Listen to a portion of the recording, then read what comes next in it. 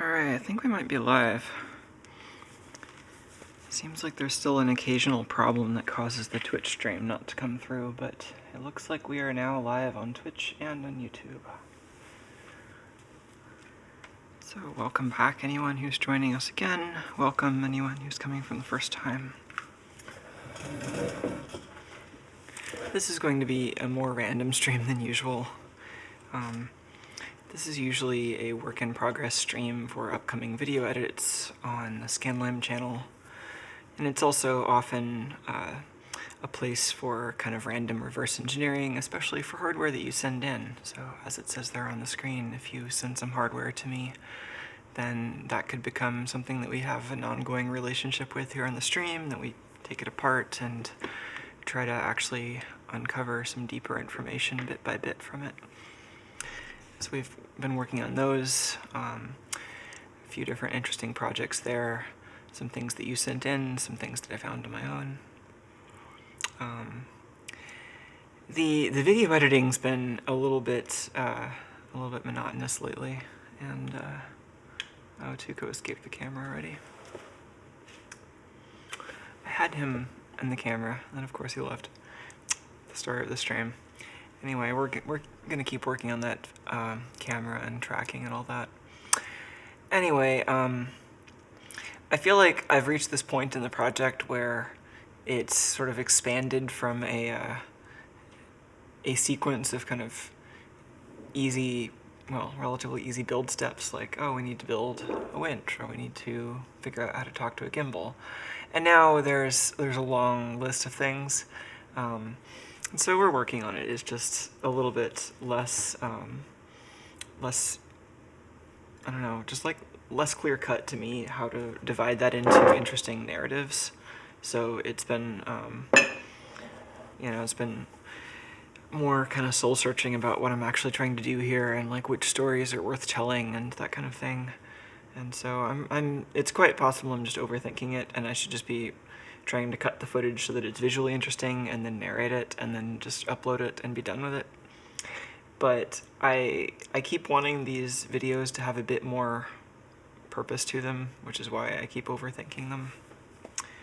So this stream is an effort to maybe take a break from overthinking the videos too much, and I wanted to just kind of quickly revisit an old project. This is kind of a response. Oh, that is Tuco. Sorry, my cat has been also just extremely distracting, especially for the past like week or two. He's always getting his stuff, but I just feel like he's been super bossy recently, which has been making it even harder to concentrate. Anyway, I thought that we had some streams lately focusing on software that were kind of unsatisfying. I feel like it was a lot of, me trying to just like stare at the code and figure out how it should work, and whereas, reverse engineering is like that too sometimes, a lot of the time, but I think something about that makes it a little bit more interesting. It's more like we're all solving a puzzle together, whereas designing new software, there's so many degrees of freedom, like so many different ways it could work, that it's, I think, often just really frustrating trying to describe all those different design decisions in real time while making them. So kind of doing something that's more after the fact, like after you design something, going back and like narrating the design decisions, sometimes that's easier than just doing it all in real time. And that got me to thinking, well, it would be nice to actually do some software streams that are less frustrating than the sort of designing the Rust bot and like debugging motion control algorithms and stuff like that. And that's good stuff. I want to keep doing that. But it would be also nice to just have some stuff that's less frustrating than that. So I thought it would be interesting to maybe revisit this old project where I wanted to take a game that was actually pretty interesting to me as a kid and port it to, port/remix it to work on more modern platforms. And I thought a game would be something that might be interesting and kind of engaging and kind of, fun for me, fun for you. And I'm not like a big gamer, so there aren't actually that many games that I'm just like interested in to this degree, but this was kind of a childhood favorite of mine, so it has that status. Anyway, you might have heard me ramble about this game before. It's called Robot Odyssey. I think there's a good Wikipedia page for it. Let's just see what Google tells us about Robot Odyssey together. And let's maybe try to find Tuco on the camera.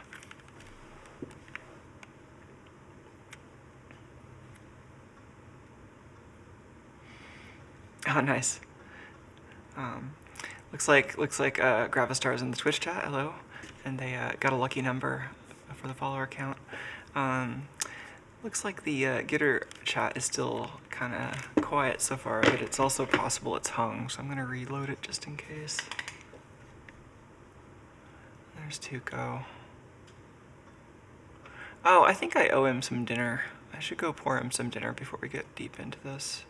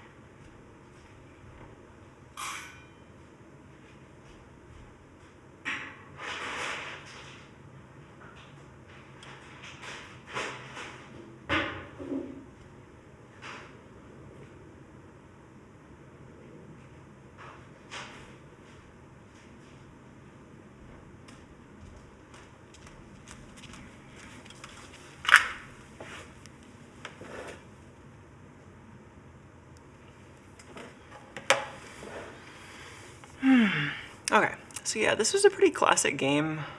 When was it released? 1984, so it's about as old as I am. I first encountered this as a DOS game, but I think it was it first for DOS or first for Apple II?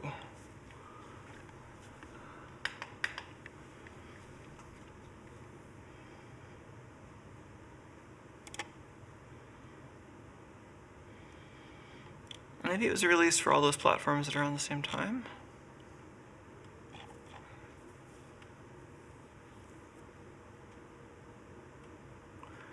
What? The hardest computer game of all time? That's a strange way to describe it. Oh, that was a pretty recent article, too. Was this the article that had a link to some of the stuff that I did about this? Or... Yeah, so here's a...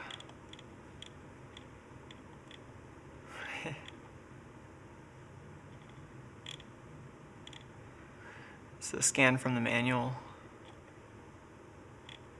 So yeah, it's like an adventure game. It has a few different worlds in it. It's really difficult. You program these robots with logic gates and...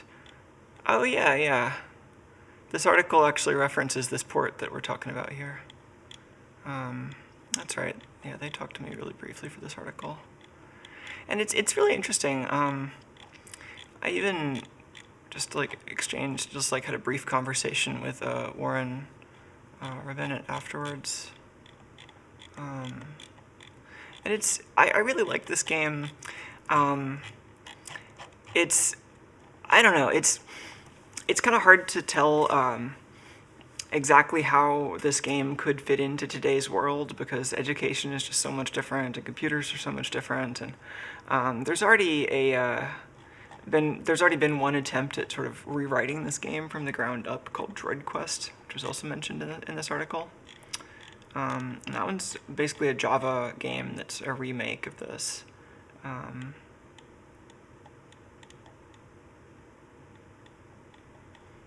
Oh, neat. Small world. I forgot about this too. Gate. Yeah, that looks neat too. Okay. So, I mean, it's a game concept that you can probably find in more modern iterations. I guess I just kind of happen to like this one. This is the Apple II version. It had slightly different graphics. I think it was basically a game engine that was written once for DOS, once for Apple. They both ran off of basically the same data files.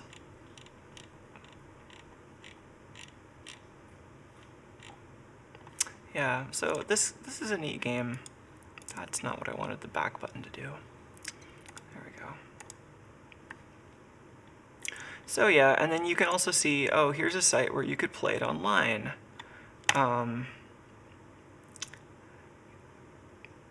But I don't think this is gonna work. We can explore why, but so this is running DOSBox in the web page, as you can see. Running the DOS version. And so here I am, I can move around. Let's make sure I have control over the sound here.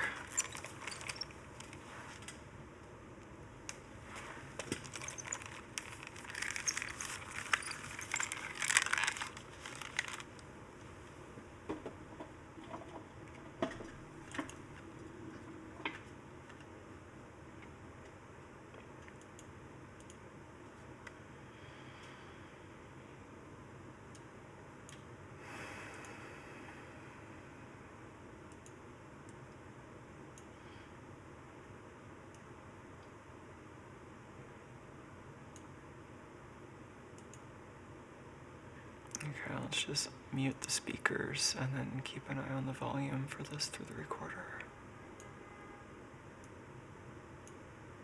Because it might be really loud. I hope it isn't. I'll adjust it if it is. Oh, Tuco's over here now.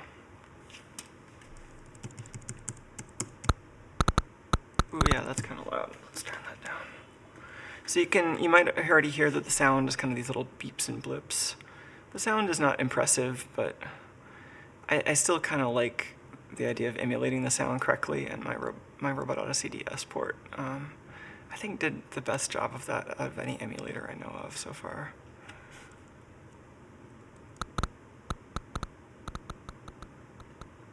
Okay, we can have that volume be pretty low, I think. Okay, so the sound is alright, but it's like way too fast and it doesn't sound like it's supposed to. Because DOSBox doesn't quite emulate the sound right. And yeah, it's running way too fast, so you have to manually slow it down using the DOSBox slower and faster keys, which this is not nearly as good as we could be doing. Like, the game is actually synchronized to the vertical refresh on the video card, but it's doing that via mechanisms that DOSBox has no support for.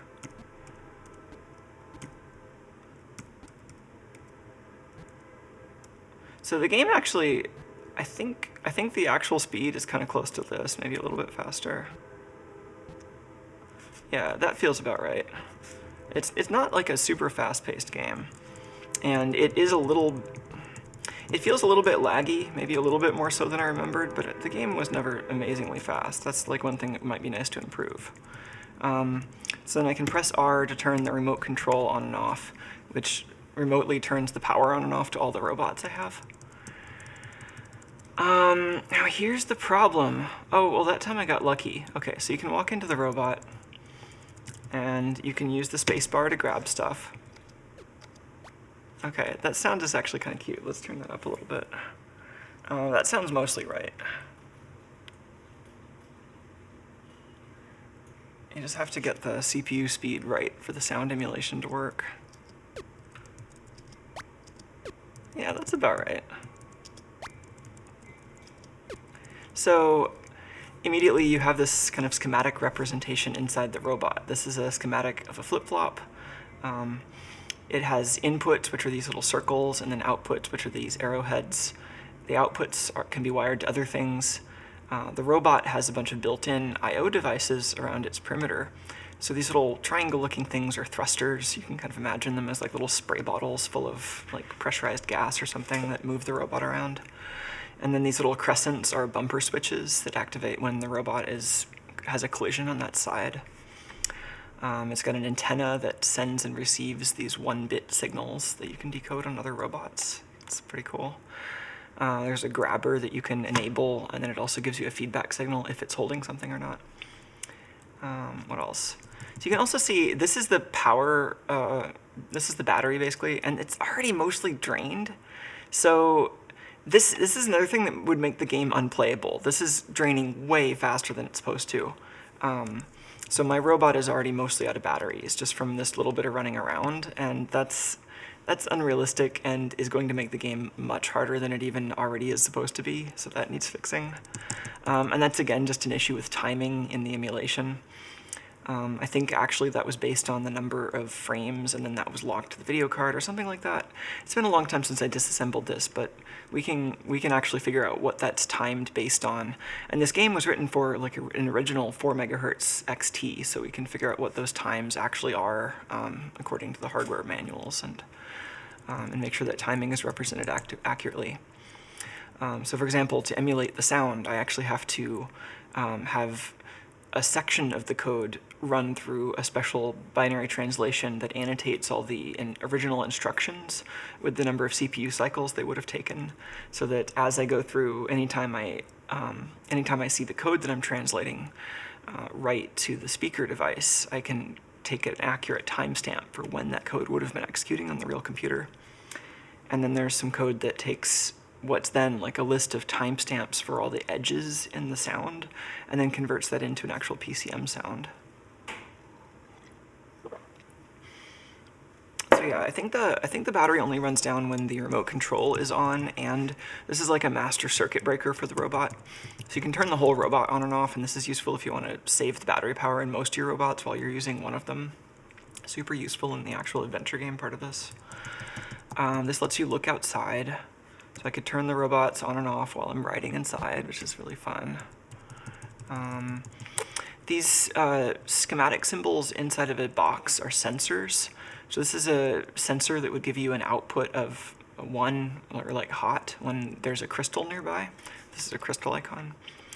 And then all the wires are annotated such that, like if they're white, they're kind of inactive, they're not full of electricity, or it's like a logic 0.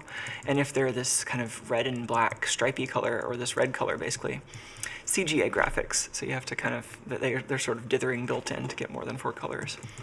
But this red color is like electrically 1 or electrically active. So you can see that what this one does is it has a flip-flop that keeps track of whether we're going up or whether we're going down. And both of the output thrusters have AND gates, so they're only active when the right thruster is actually active too. So the whole thing only moves when it's up against the right wall. But then when it's up against the right wall, it kind of bounces between the top and the bottom.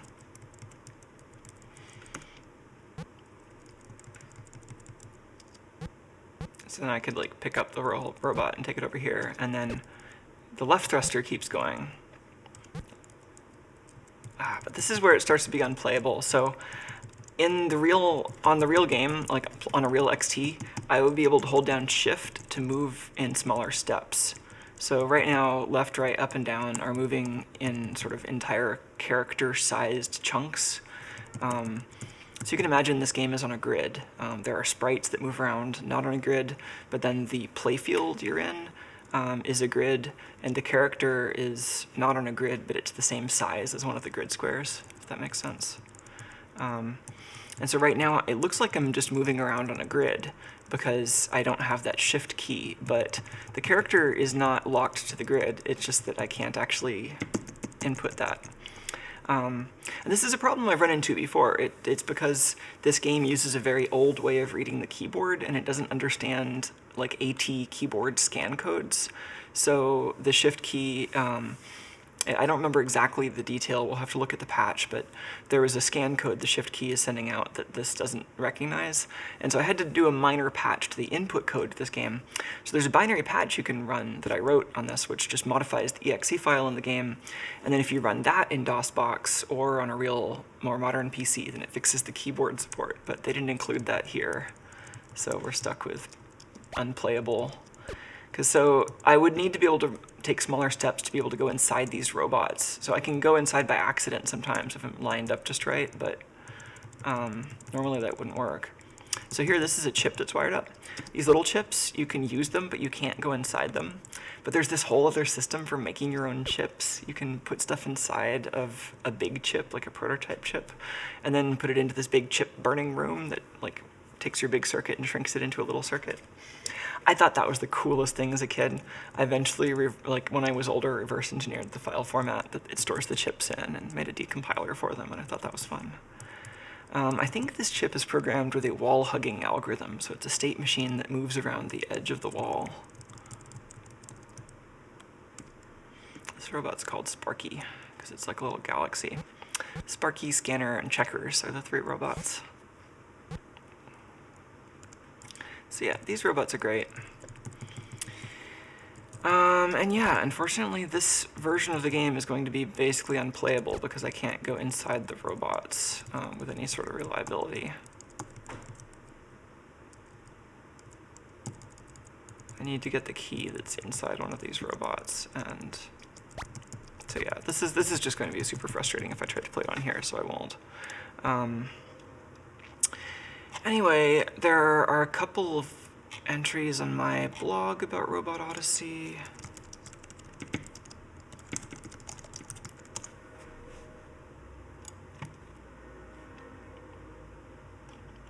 I guess I mentioned it here.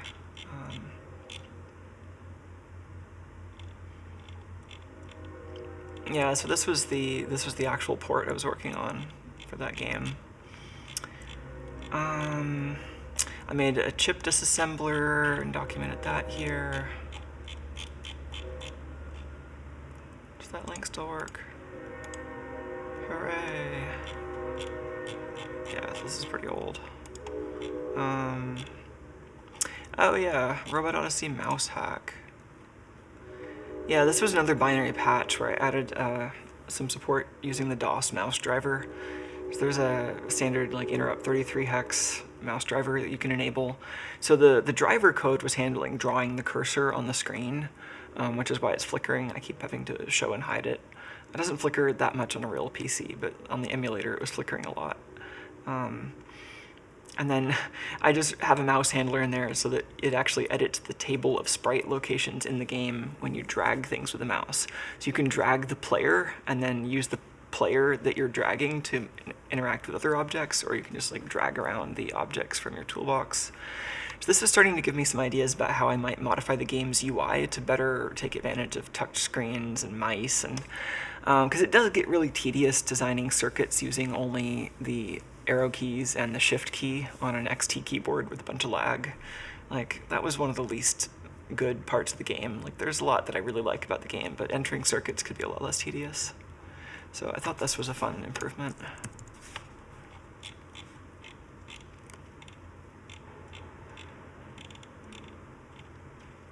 Yeah, and this is the binary patch. Oh yeah, and this still works too. So this also has the hashes for the version of the game we're using. These are the same binaries that I'll have on my 5 1/4 inch discs. Like if you download it from the internet just by following links from like whatever abandonware sites you find, then you'll get binaries that match these hashes too if you've found the right thing. And this patcher was written in Python and uses NASM to just assemble little chunks of code and stuff them in there. I've actually had some reports from people, like, I get a lot of email that I just can't even like deal with these days, and sometimes I get really old bug reports, like people emailing me like, this thing doesn't work. And I haven't actually tried it in a while, so it might be interesting just to see if this thing still works. And then, you know, with the binary patches, it does run pretty well in DOSBox, and you could use the DOSBox emulation to run it on the web. I still like the idea of actually having a, not just a straight port, but kind of like an HD remix of the game. And I was trying to get at that with the Robot Odyssey DS port, where it had a, like an extra menu system on the bottom, and I wanted to do stuff like this where I would allow you to build circuits without having quite so much tedium. So I did an old video about that.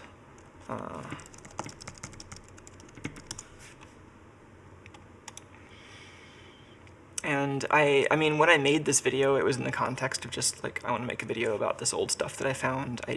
I wasn't making a new build of this, so it was just like an old binary that I found sitting on an SD card. I tried rebuilding it, and there was enough bit rot with the libraries that I was using to where it wouldn't just compile. So that's what I was doing some of just right before starting this stream. And I thought I would continue that on stream. Just trying to update this code to see if it builds using a modern libnds, and then we can just have it back up to the point where it was before. And then what I'd actually like to do is, you know, as fun as Nintendo DS homebrew is, I think this would be much more useful as like maybe an HTML5 game, like a mobile optimized web app, basically, using Canvas or WebGL. I was looking at some game frameworks, and it seems like there's a bunch of options, but the first step in any case would just be to modify this binary translation engine that I designed so that the output is JavaScript or ECMAScript or TypeScript or something that I can run in a browser, and then build some game enhancements around that, which is sort of the approach I did here, except this was with C++ and libnds. And instead, I think I would want to do something with a native kind of ECMAScript compatible language. So that's the exposition here. I've got the latest release of DevKit Pro, which is the kind of main open source homebrew development kit for Nintendo DS. DevKit Pro, it's just a distribution, basically. It's a packaging of a bunch of open source tools. So it has an ARM toolchain that's just GCC. It has a bunch of libraries. The main library that it's based around is libnds, which is an open source C library, as it says, for writing games for the Nintendo DS. And none of this is based on any kind of official tool chains from Nintendo. This is all based on reverse engineering the hardware and then building open source code that's designed to let you write programs for it. You'll also see ARM7 and ARM9 here. The Nintendo DS had two processors. It's an asymmetric multiprocessing system. The ARM7 is a slower processor that's compatible with the one in the Game Boy Advance, and Nintendo DS games use that one to run audio mostly. You can do whatever you want with it, but it's mostly useful for audio. And then the ARM9 is the new processor that they added in the Nintendo DS, which you usually use to run the main game logic and graphics.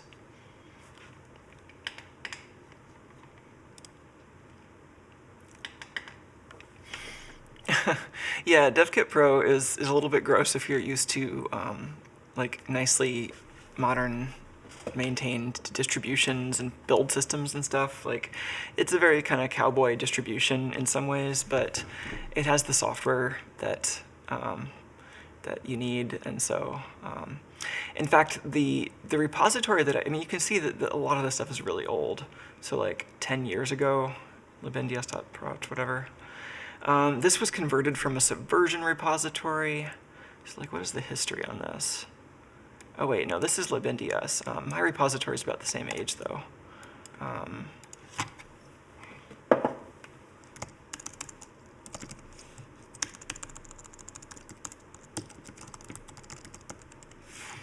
So yeah, I mean, I don't know if there are better alternatives to DevKit Pro for Nintendo DS stuff these days. Maybe there are just like nicer ways of bootstrapping libnds. This was just what I was picking up because it was close to what I was using before. So this old project was converted from Subversion, also about 10 years ago.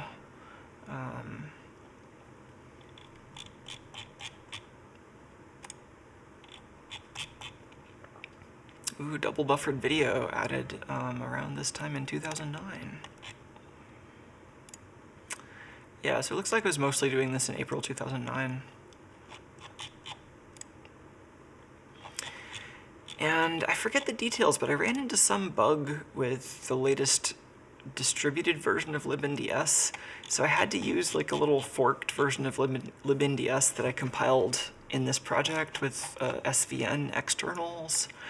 That's one of the things that I got rid of earlier today. So like right before the stream, I got this compiling mostly using the new libnds, but I think it's not quite building yet, so we might just have to play whack-a-mole with the build errors and then see if there's anything more fundamental. I made a couple of somewhat significant changes. There was a file system library called what is it, GBAFS or something, or GBFS, which was, I think, designed in the Game Boy Advance era.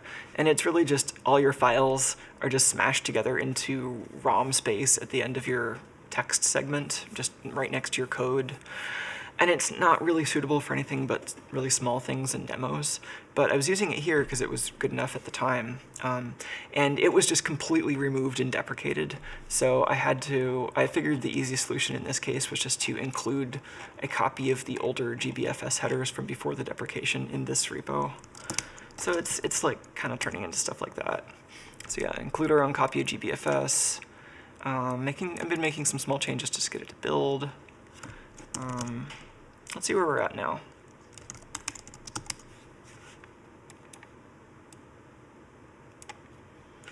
Oh yeah, and then I've got, man, how do you say this program? Desmume? I've never really heard anyone say this who I think knew how to pronounce it. I think it's related to some Japanese pun or something. But anyway, it's an open source Nintendo DS emulator, which is quite sufficient for running homebrew like this.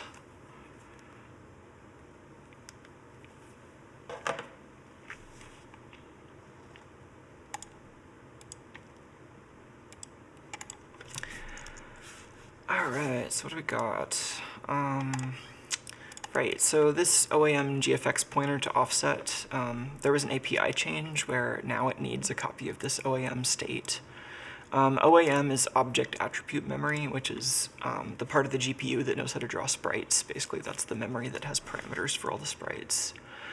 And typically, in like a game framework for a 2D graphic system that uses hardware sprites, you'll need some RAM that has like your game engine's copy of the sprite state, and then you copy that into the sprite hardware while the sprite hardware is in the middle of a vertical blank so that you don't access the memory while the GPU is trying to use it, because usually it doesn't actually support that. Yeah, so how did I have this structured? Sprite. This is some code I wrote, apparently. I guess I have my includes in a completely different directory. So this was a little C++ allocator and layer on top of the hardware sprites.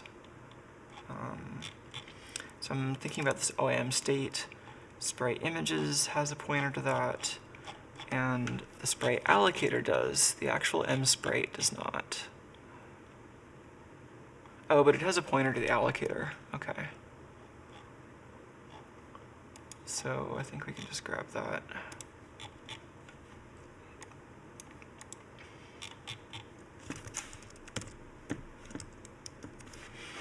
Oh, I always have the least ergonomic setup on the desk where I'm streaming.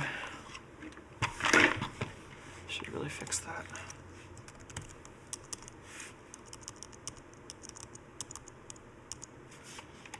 Yeah. I think those are both pointers. Alright, well that file compiled. Let's see where the next problem is.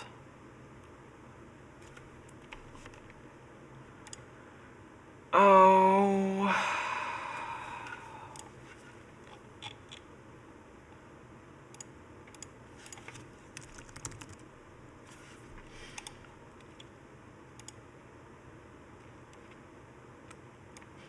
So we're deleting a bunch of UI items. This will... Why is the destructor not virtual? That's probably an oversight.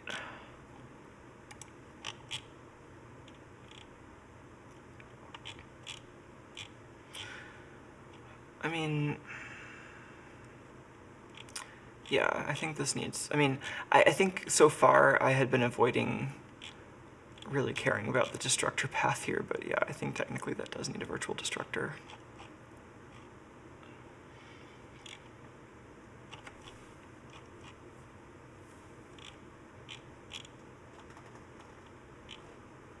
And that's for UI list item, yeah.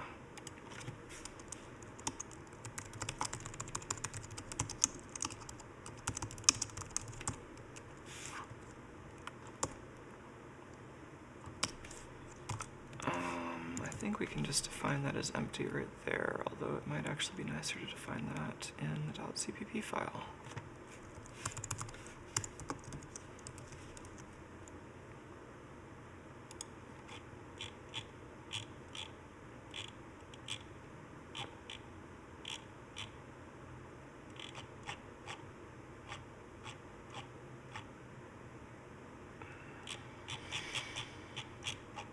These silly little headers for all my classes. All right, I used to be much more flowery with my comments, and I think as I've gotten older, I'm more grumpy and terse with them.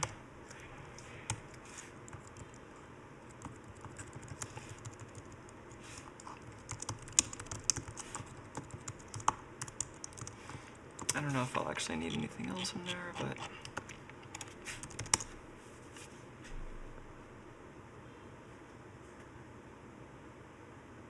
rebuild the world because I changed the header. So you can see the ARM9 or the ARM7 binary already finished. That one is mostly doing audio here. Okay, so there's a bunch of. Oh, cool. Why is that going on? Okay, so we did a bunch of compiles for the kind of shell of the application.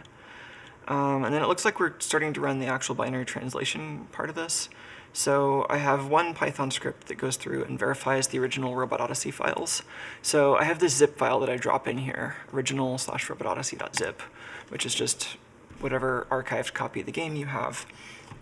And then it goes through and identifies files based on their hash. So we have a list, like a manifest of the files we're interested in.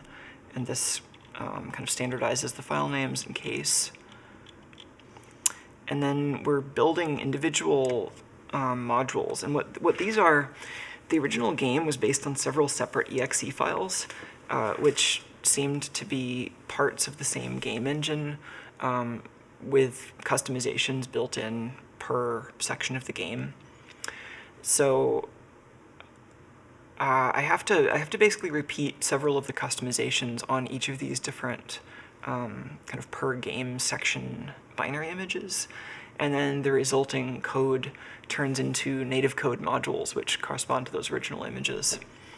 So this SBT86 stands for static binary translation, and so it's just going through and disassembling the original binary into, in this case, 16-bit assembly, 16-bit x86. Seems like it was all handwritten. It doesn't mostly look like stuff that a compiler would have written. And it disassembles it, converts it on, I think, a per basic block basis. It's either per function or per basic block. Usually you would do this kind of thing per basic block, but I think I might have been able to get away with doing it per function based on just how the original code was written. And as you can see, it's doing a bunch of binary patching. These are hexadecimal strings with fill in the blanks in it. So it's saying, look for something that has these hex values with anything here. These are like don't care values. And then give me the address of the byte right here at this colon, at this marker. So it'd give you the address of like the 9A here, or the address where you would insert something in between the section here and the section here. So with that notation, it's looking for some chunk of existing code in the binary, and then either overwriting something or modifying it. So it does a bunch of that. We could go read the source code here to determine what all these patches are actually doing. And that mostly seems fine until we get here, unsupported memory access width, which is like, why? So let's try to figure out what's going on there. Oh man, it's been like 10 years since I've written this code. Because I think this SBT86 thing was even older than this Robot Odyssey DS thing. Not by much, but just like very slightly older. So anyway, 288 in CodeGen.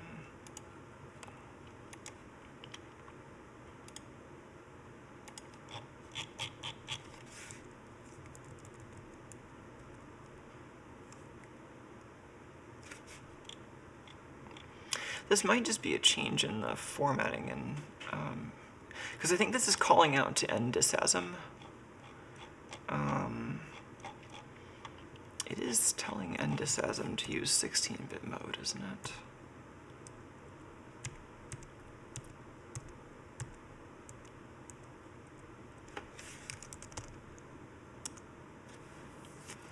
Yes, because that default certainly wouldn't have changed just in the time since I wrote this. And so it calls out to NDisasm with some memory offsets and a bitness up here, which is going to be 16 bits in our case.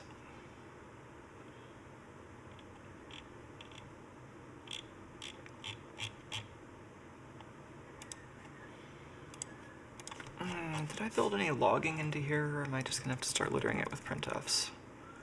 I'm guessing the latter.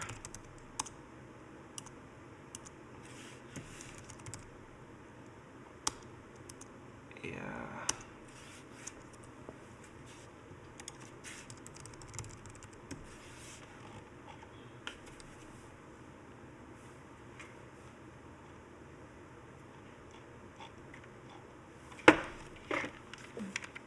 Any sign of the cat?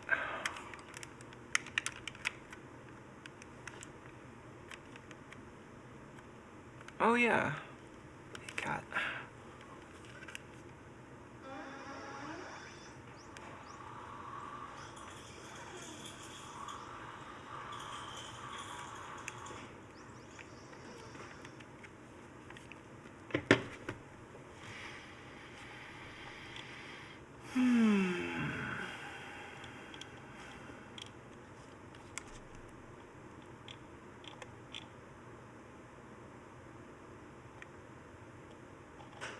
Okay, so what's even going on here? This is generating code for something. This is an indirect. This is an object that represents an indirect memory access inside of an instruction.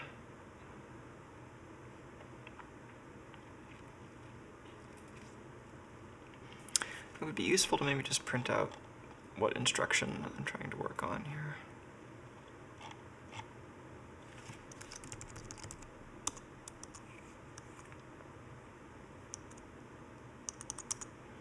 Oh, what was that thing that said trace?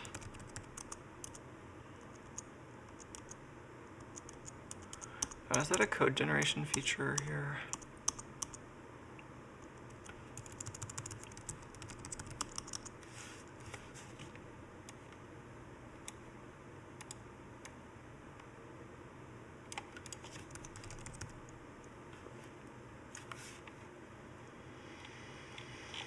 Oh, memory traces.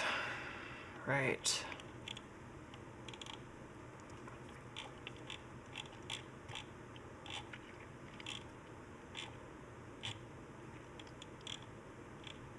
So, I'm actually not sure what to target with a like a JavaScript redo of this, because this code generator is really assuming that the output is going to go into an optimizing compiler of some sort. Like it's just generating stuff that it assumes is going to go through at least dead code elimination and constant folding. So maybe Emscripten is the right target here. Just like C++ code that's built against the Emscripten API, or possibly using SDL or something. It's just that if I have code running inside and outside of Emscripten, then any of these enhancements that I want to do have more hoops to jump through.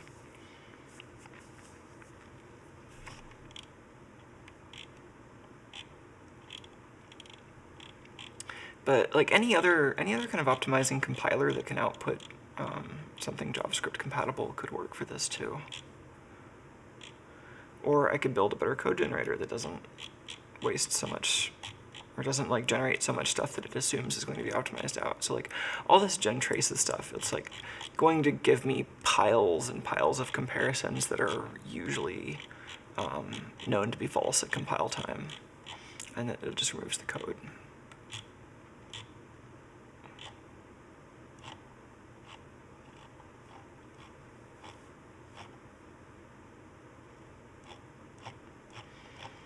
Anyway, I just want to trace all the instructions I reach so I can see where this failed.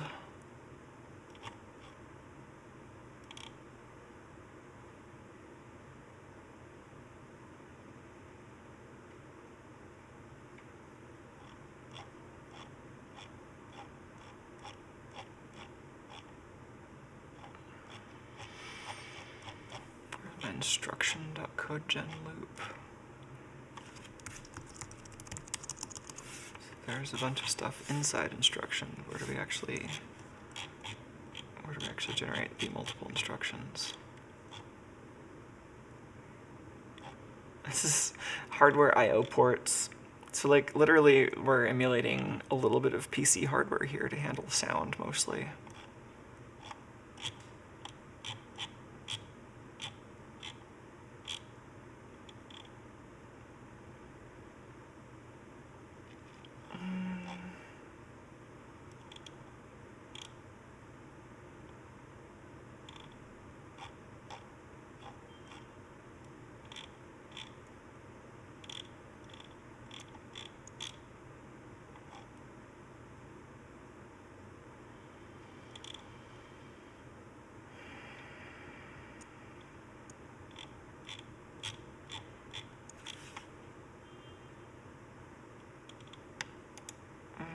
This one? Where are we? This is subroutine. Right. Yeah, so this is not generic to any x86 code by any means. It's basically what I can get away with given the coding style of this game. And this is actually translating subroutines to subroutines. In some cases at least.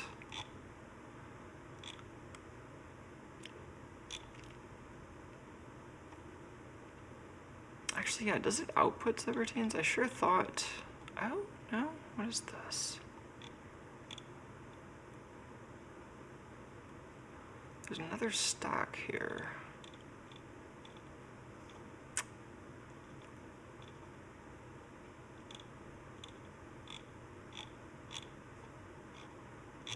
DOS binary.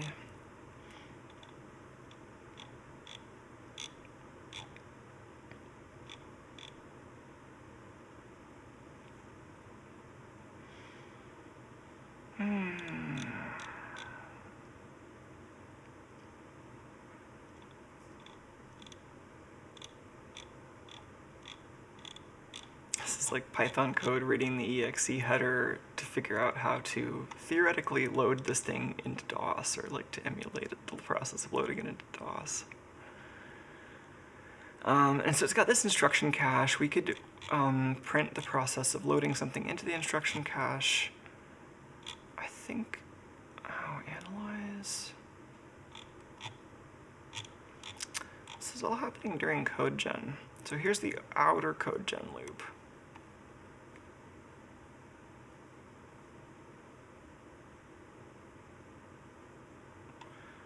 So the subroutine and trace.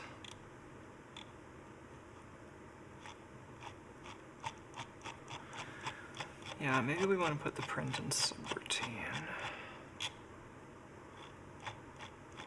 I mostly just care about the address, although it would be nice to just print the whole line. Can I print an instruction and get a nice representation?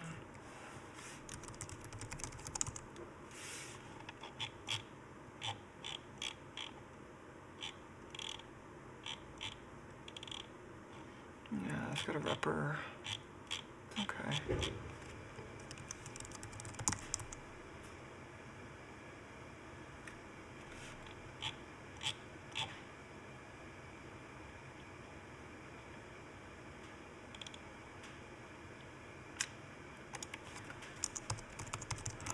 Let's try that.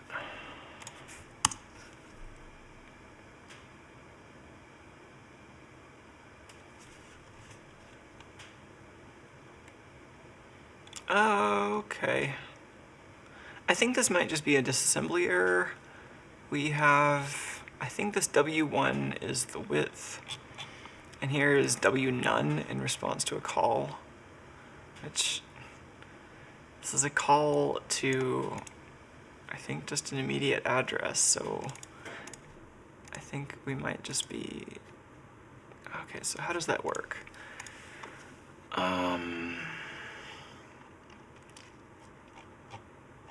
are we getting from endosasm, first of all?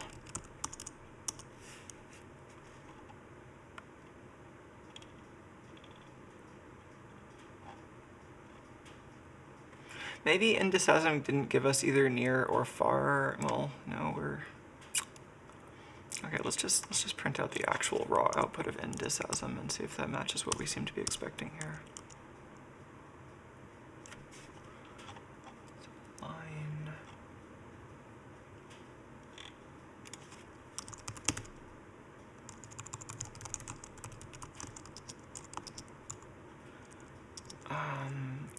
Offset and line. I think I just want to print both of those. And so that's when it's loaded into the cache. So we'll see that first, and then we'll see the other prints that we already had before. So yeah, this is from the actual recursive descent disassembly. But let's see, and that was 3D87. Well, call to 3D87, and the address was actually F89. CD3 F89.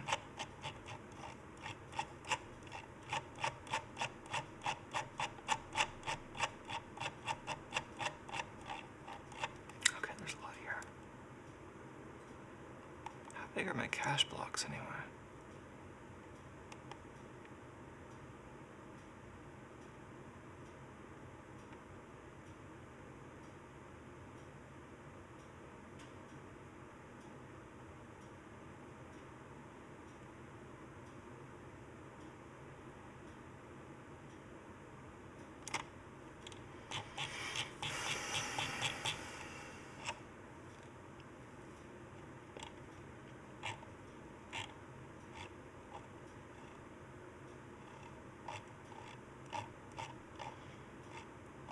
What was causing those jumps just then?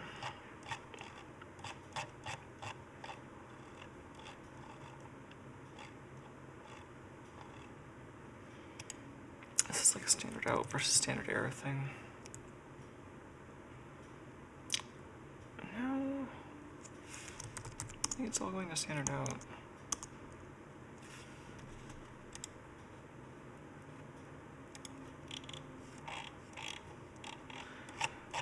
I guess it's analyze versus code gen. I guess analyze was fine, and then code gen wasn't. Let's just put this all in a file.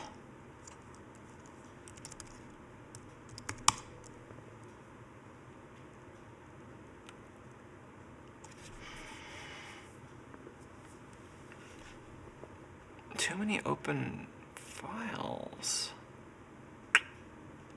Okay. Is that from all the copies of NASM?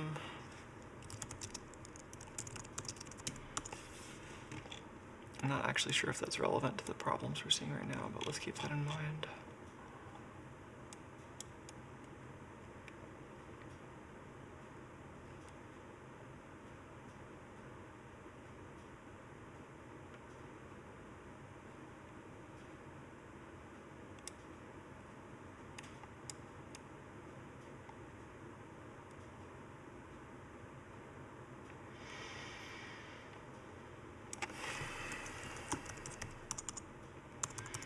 Oh, do we not even get around to lab? This is analyzing menu.exe. Okay,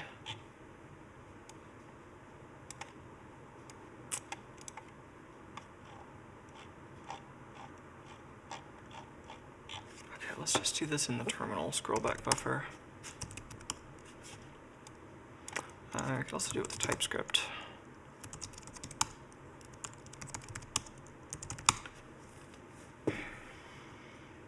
So I thought we were getting further when I didn't have it redirected. Yeah. So what is actually in here? So we finish off with this unsupported memory access width because of this W none. So what actually was this line? Let's see if we can find this. This is in segment 9FF, and it's F89 calling 3D87.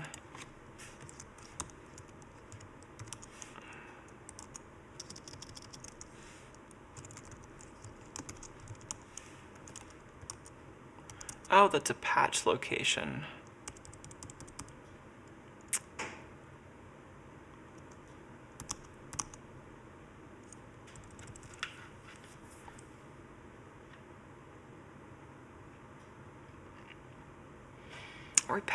Are we patching the disassembly or the machine code here? I thought we were patching the machine code and then disassembling it. So I think this is the right line. Call near 3D87.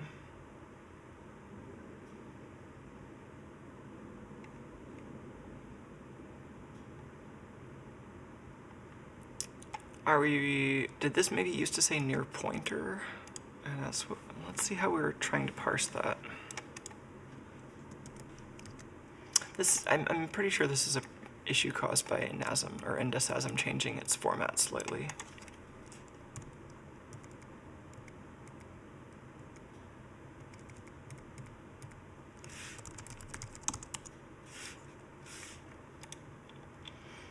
With names.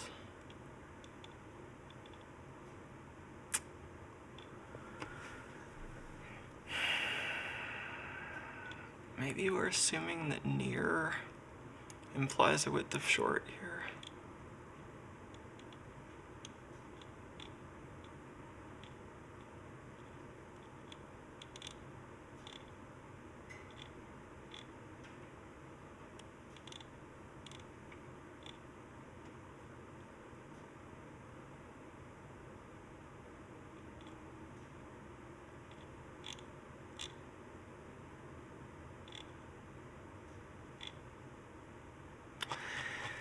Yeah, you know, I think we might just want to try this. I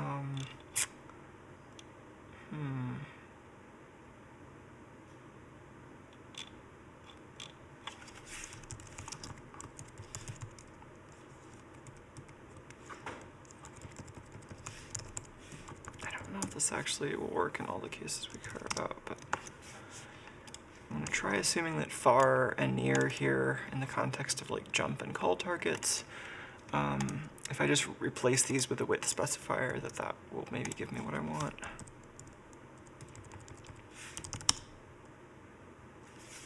I should remove some of these prints.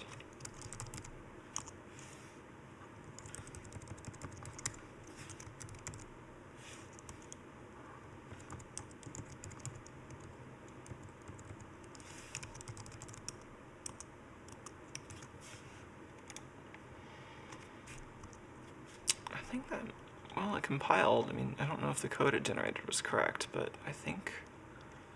I mean, that should have been the right width, at least for those instructions I was looking at.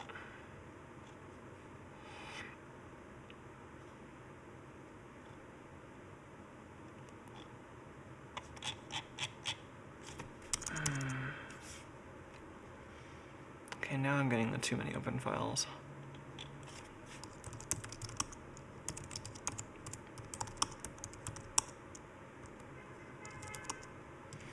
So, I mean, I could change the ulimit. I saw a comment fly by about a known bug with having too many NASM subprocesses, though. Let's see if that, if I can just use PS and see the NASM processes grow. I'm curious. Oh yeah, we are not closing the NDSASM processes.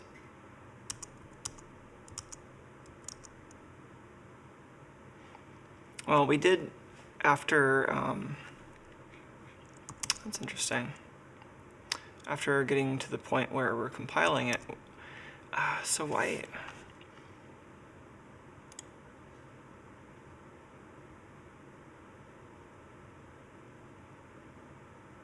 Are we rebuilding the same files? We did lab, and now we're doing tutorial.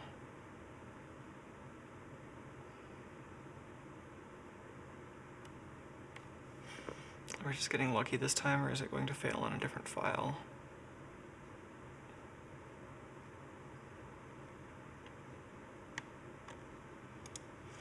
So these, it looks like it's generating.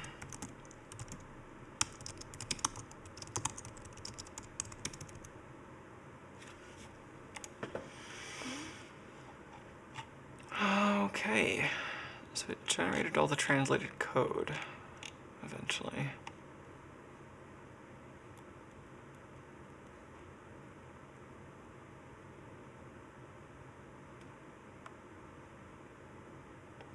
So I need to add that GPFS file to the make file because we're not building that right now. vtable for game.exe. What is game.exe? And why are we not getting the vtable for it? Let's fix both of those problems.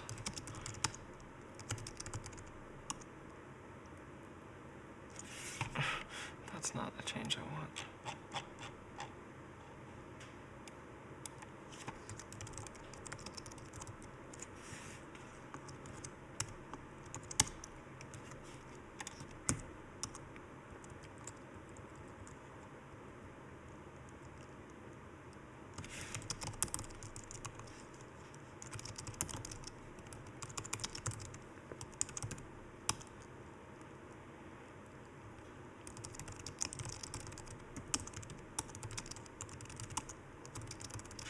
Oh, hey, Tuco.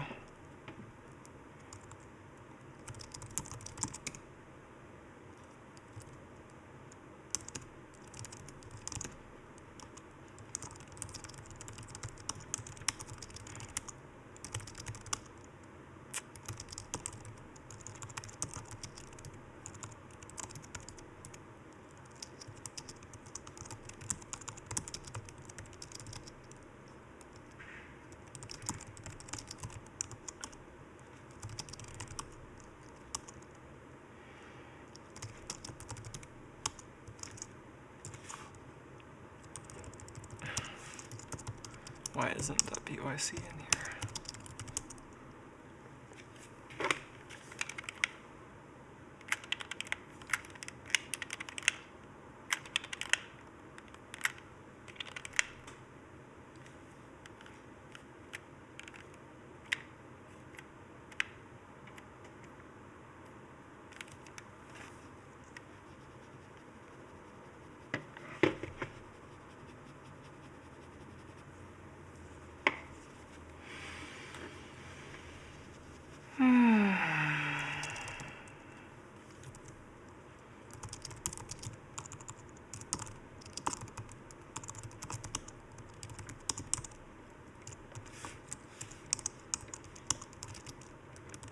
Oh, Tuco, don't eat those.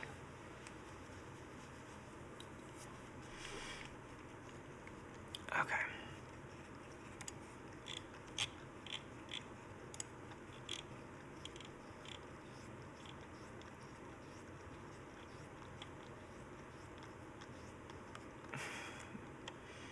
You're so good, Tuco.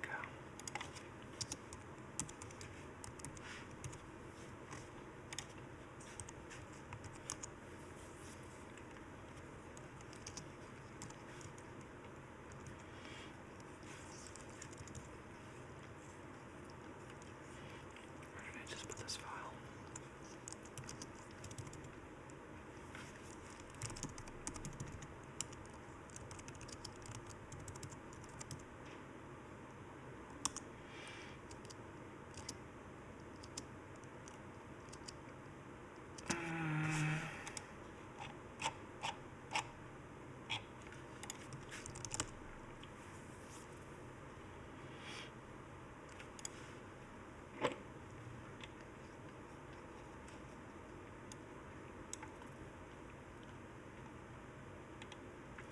Oh, hey, Tuco. Yeah, I was assuming these were all .cpp files, I think. Tuco is super distracting. But really good. I'm like trying to type with one hand.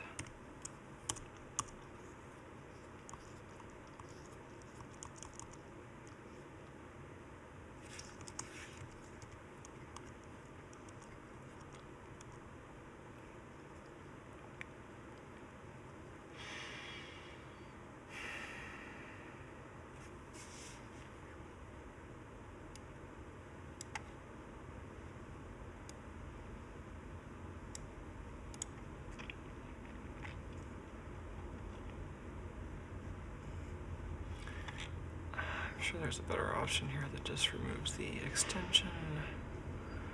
actually curious if the, oh, I can't even move my left hand without my cat losing his chin rest.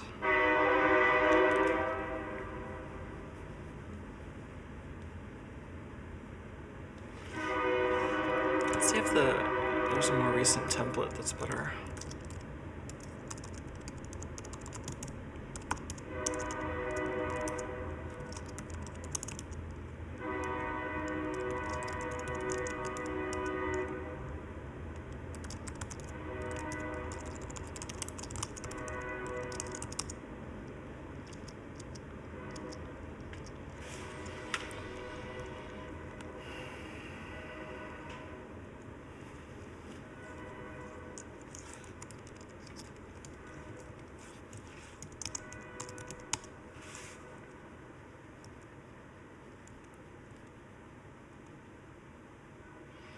They have C files and CPP files.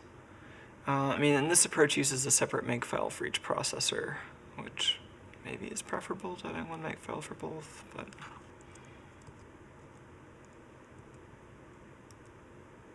And then O files is the combination of these different transformations.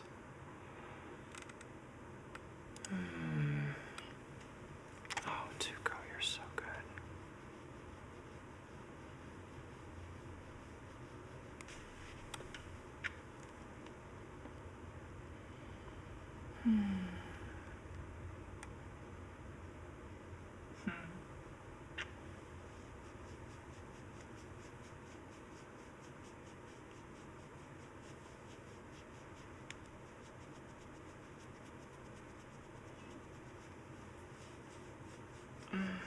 Yeah.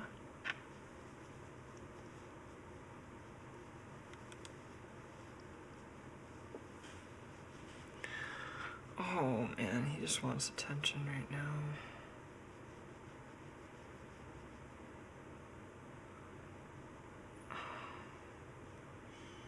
What a little purr bunny.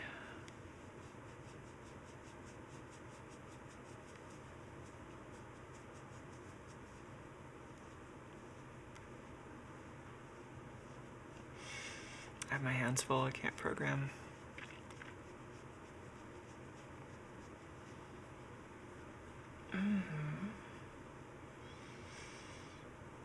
Is that nice to go?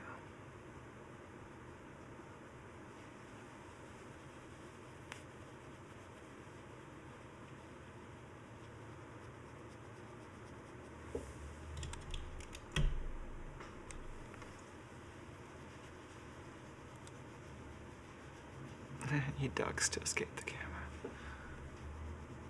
Does that.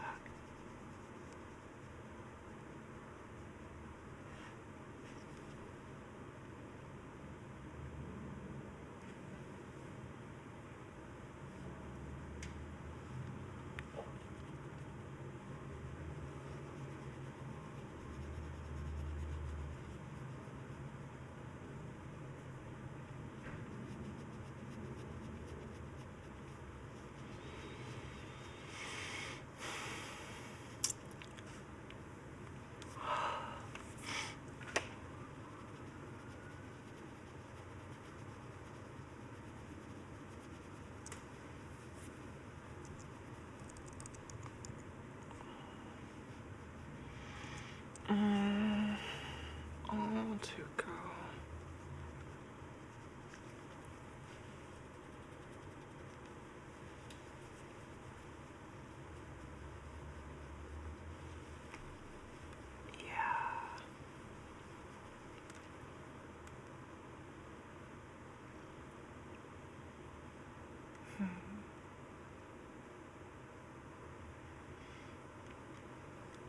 He has been so bossy lately.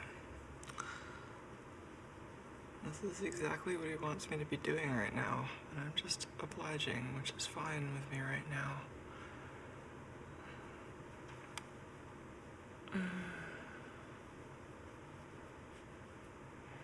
I moved my desk slightly today to see if that would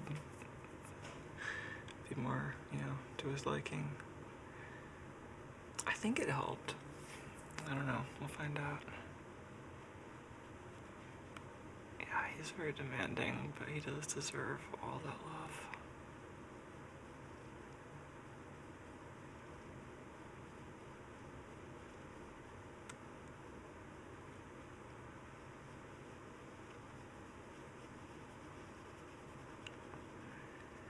Oh,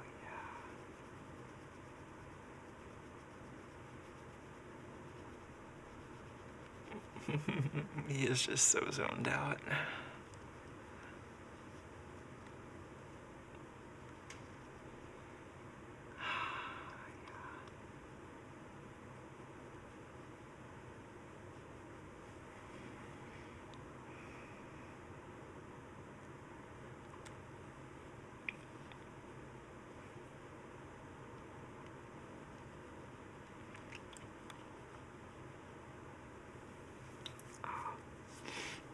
He's shitting, and I'm gonna sneeze. Do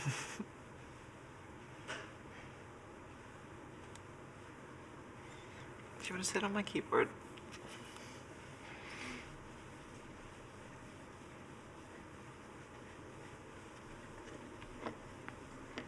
You want to lay on my keyboard? Okay. I'm gonna purr on my keyboard.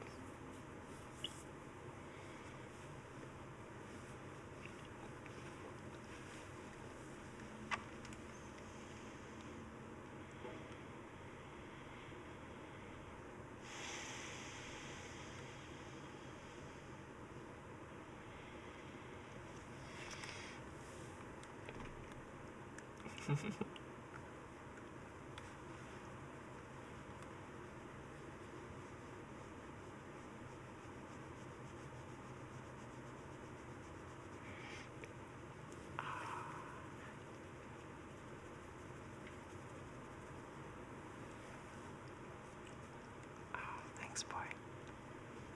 Was that good? All right.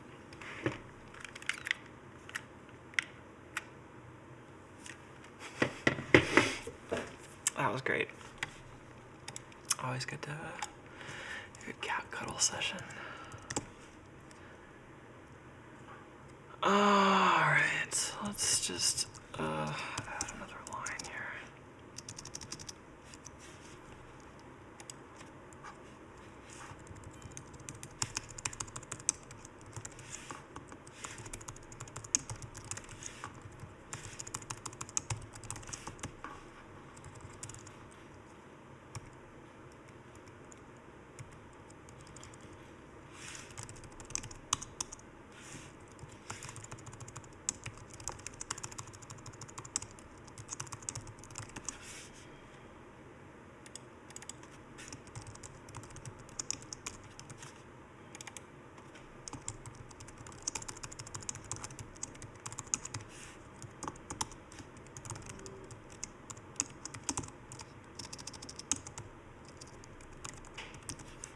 This is all just because that copy of GBFS I'm using is written in C and the entire rest of the project is in C++. So I had to change the build script slightly. Yeah. How did that happen?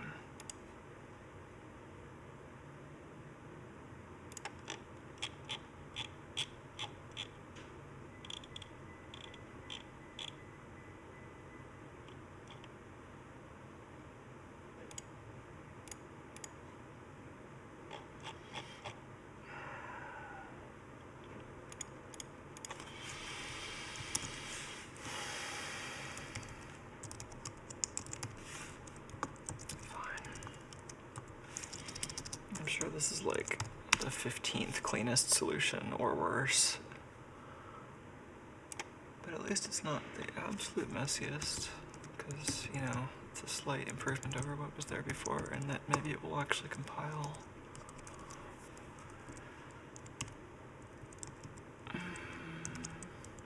CPP and C objects.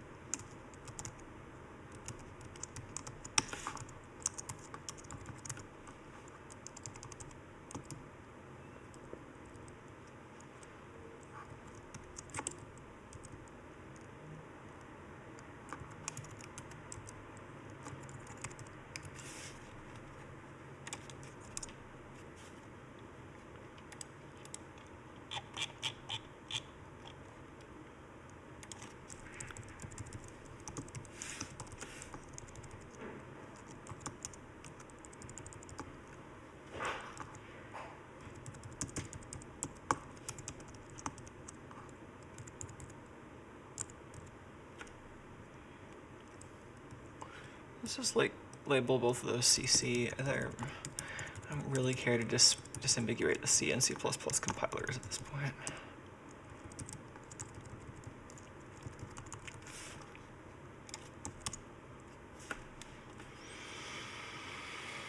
Okay.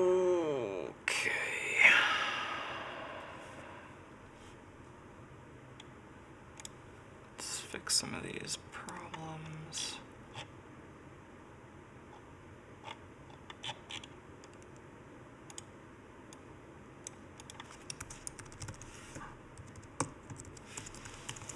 I don't even know where that header came from, or what the difference is, but let's follow this warning and see if that helps.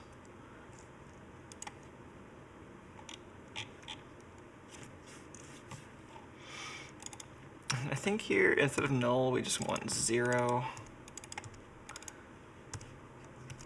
There's an expanding brain meme somewhere about null and 0.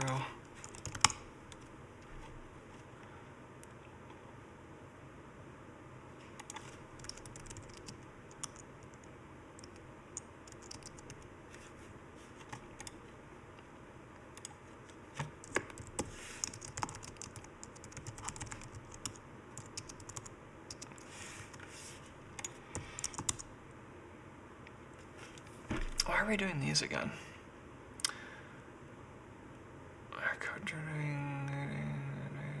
Oh, did I have makefile listed as a dependency for these? I don't know. That's fine.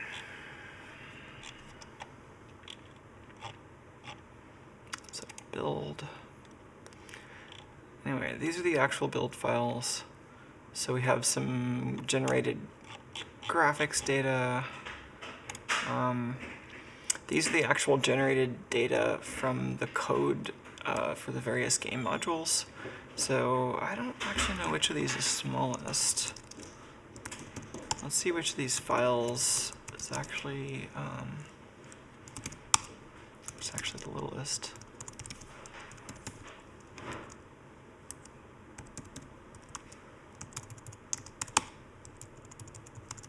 Right, build BT star. Oh yeah, so lab is pretty big. Game, I guess, oh, game, that's why the build system let me get past that, is because even though it failed, it gave me a 0-byte file. That's not so good. We're either just gonna have to raise the U limit or actually fix that leak in this case. I think, yeah, this is the biggest one. Can we fix the leak? It'd be nice to just fix that leak.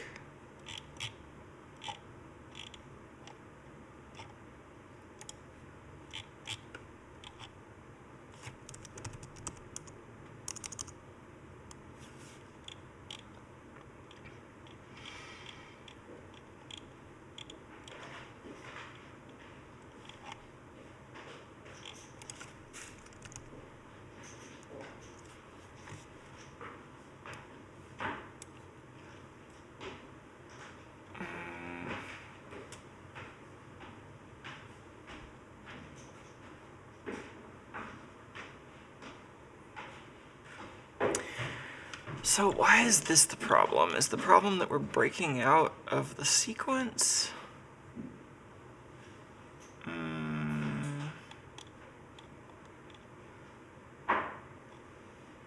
Because I think I want to make that not be a problem. I think that's not a good constraint to have.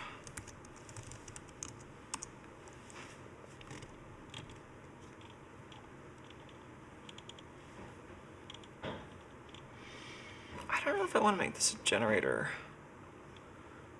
I don't know.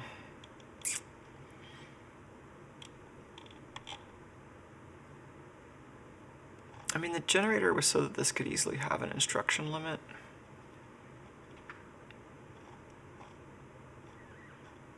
But maybe I should pass instruction limit on to disasm.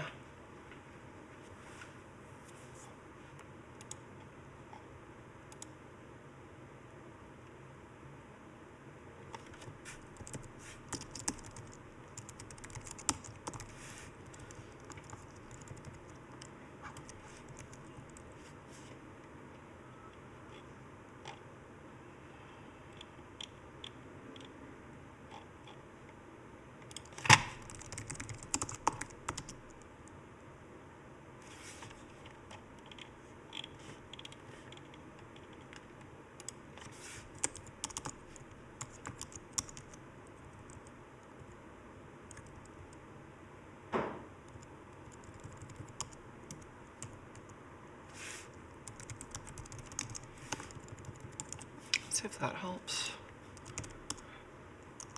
Oh, can I not?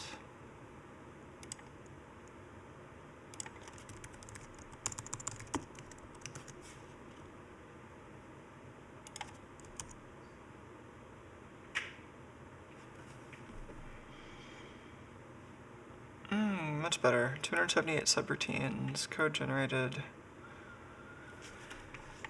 How big is that compared to everything else here?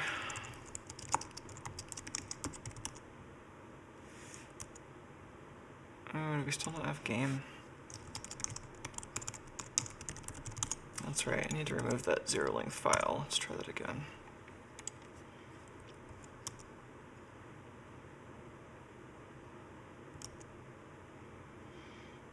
So we are calling GCC on that 2 megabyte CPP file, btlab.cpp.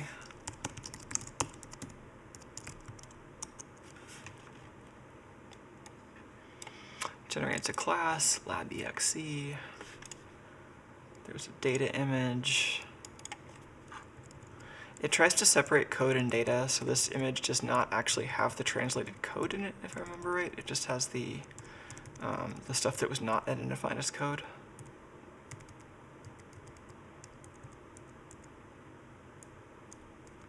And then static subroutines, and then this is the actual translated code. Commented. So there's a comment with the original assembly language and the address, and then there's C++ with the generated code. So most of that is just a little bit of inline code that's implementing the actual instruction. Some of this ends up having side effects like the memory traces. Let's see if we can find something with a memory trace side effect or an I/O side effect, maybe.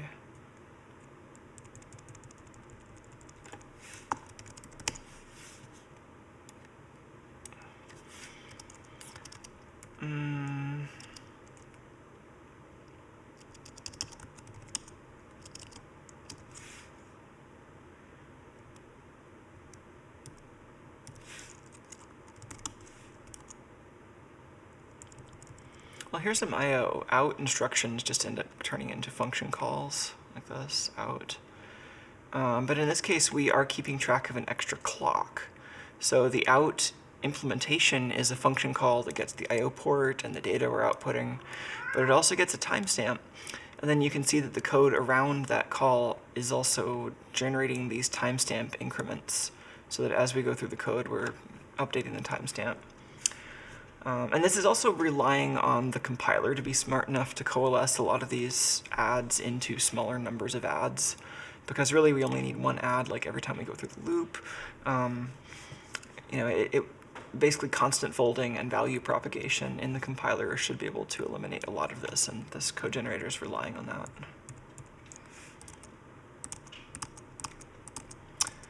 Do we always keep track of a timestamp when we're writing to I/O ports? I guess so. I think these are all sound related. Keyboard is done with BIOS, if I remember right. Oh yeah, so the translator translates DOS interrupt calls into function calls. So these are DOS, basically system calls calling it into the operating system. But in this case it's DOS, so it doesn't really do that much. It's just for, like, file I/O mostly. So interrupt 21. That's the sound again. I think pretty much everything's interrupt 21. That's disk I/O. And then graphics, I think we're using int 10. What is int 16? I don't remember off the top of my head what int 16 is.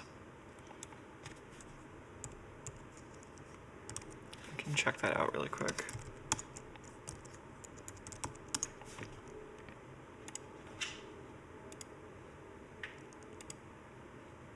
Oh, int 16 is keyboard. Cool. So that is how we do keyboard. And then graphics mode should be int 10. Yeah, there's int 10. So you can already kind of start to map this stuff out. There are like not that many places where this interfaces with the external world. And so this is going to be like a graphics initialization subroutine.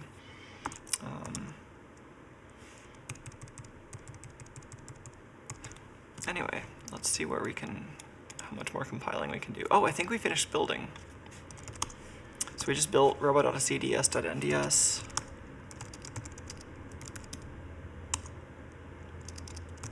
Let's check in these fixes.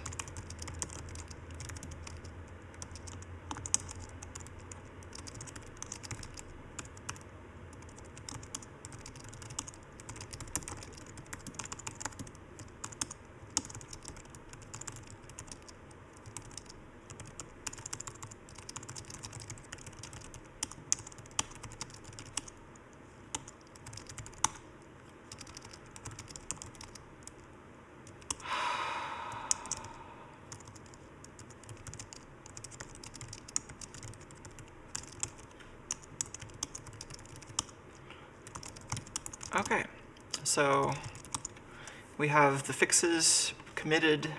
Let's actually see if this binary works. This is a nice chunky little NDS file that we can try loading in an emulator.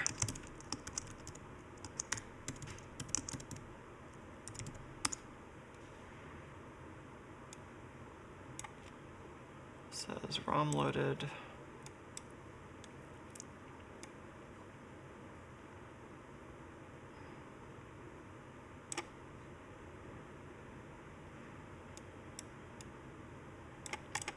Maybe giving it on the command line isn't actually going to work. Let's try just opening it as an app.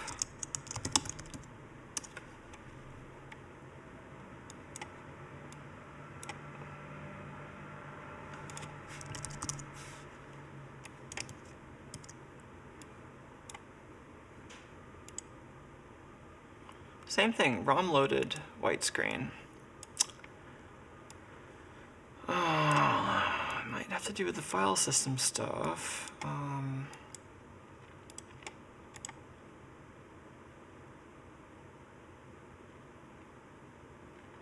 Is there a built-in debugger here?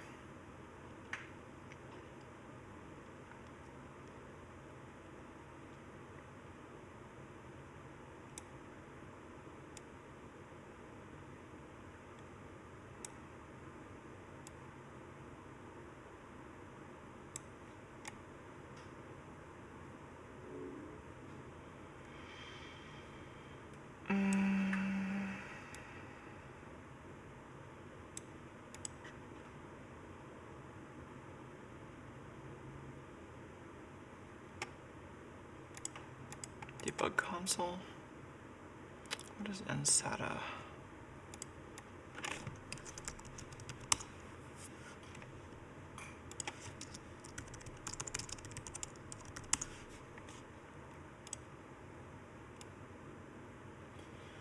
Oh, interesting. It's an official emulator. Let's see what this debug console does for us.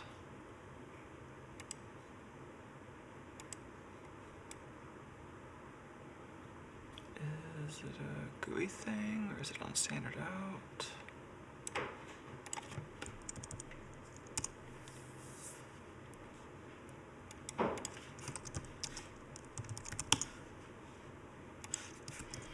No command line.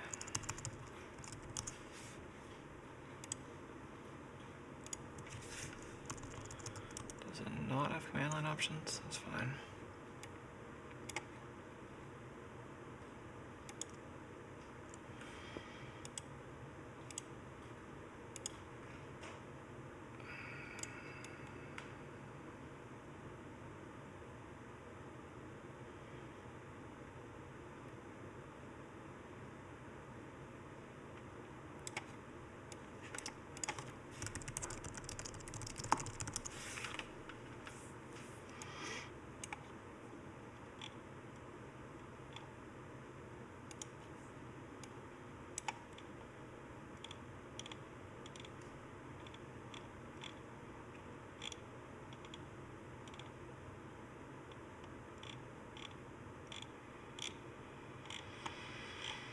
Is that just enabling a GDB server?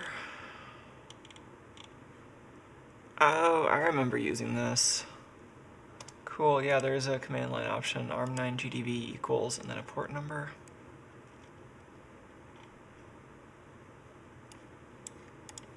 Let's see if we can do that.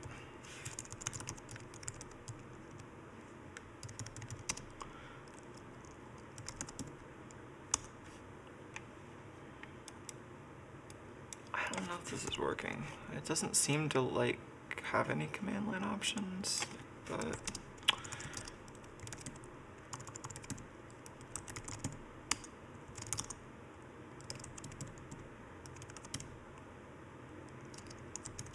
an elf file.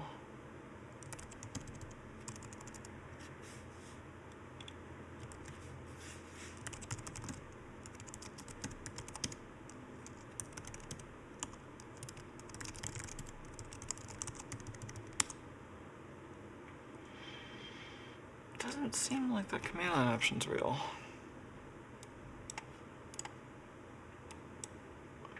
Do I need the development version?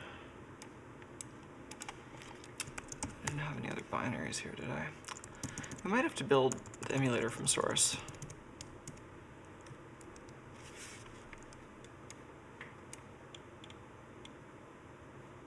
Oh yeah, you must use the dev executable. Yeah, okay. Let's see if there's build instructions for OS X.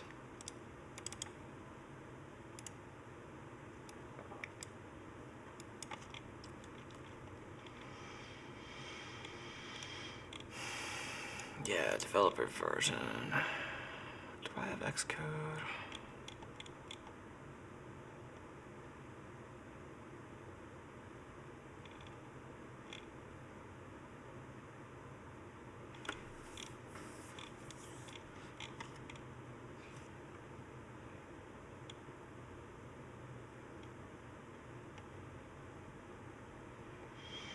Oh, task videos.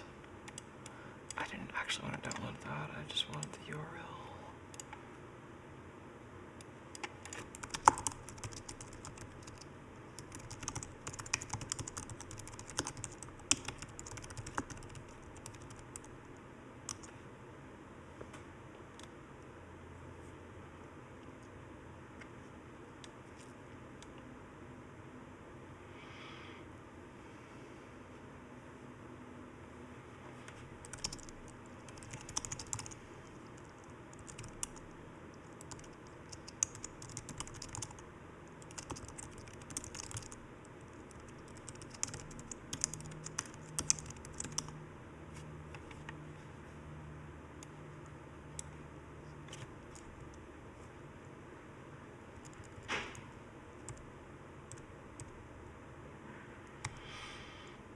NDS microphone emulation. That's cool.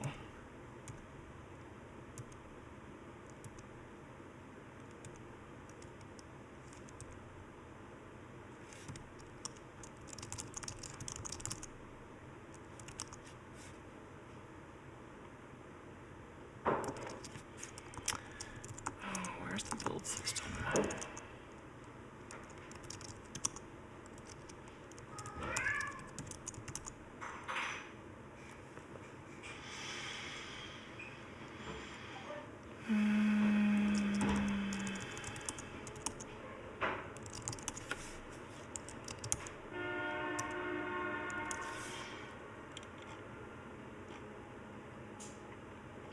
Front end, maybe?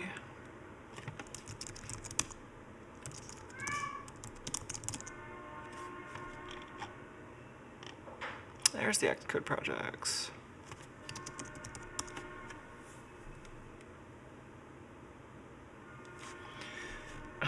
Additional components, sure.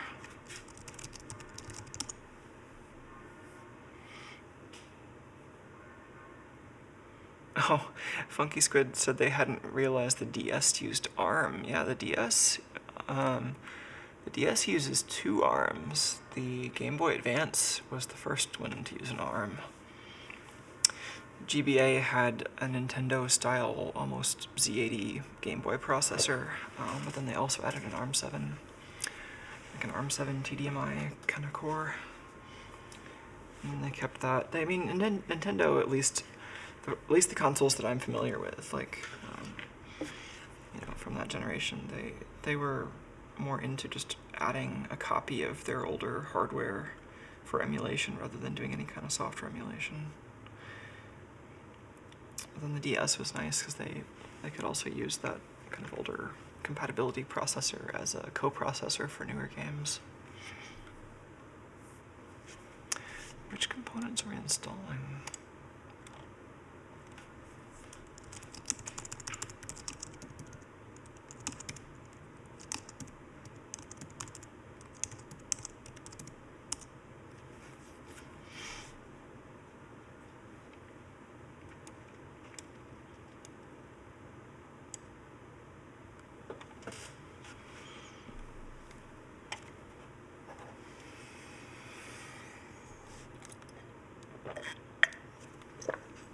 We could also try getting the old binary patcher working. I mean, running it in DOSBox isn't quite as interesting as a artisanal bespoke port or something, but, working DOSBox port is certainly better than non-working DOSBox port.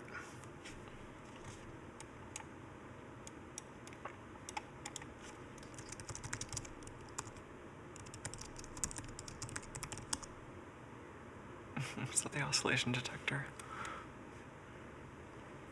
Yeah, it must be.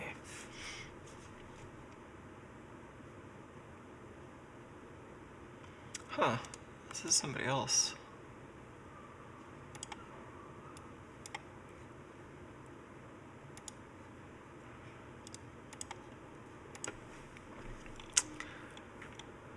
Oh, somebody else already fixed this. Cool.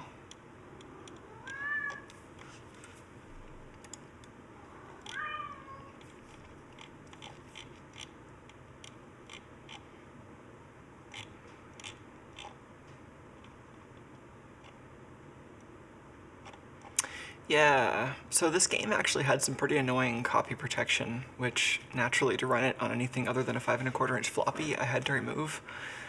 So this describes the original copy protection a little bit. There are some sectors that were written in such a way that reading it is non-deterministic. You can do that.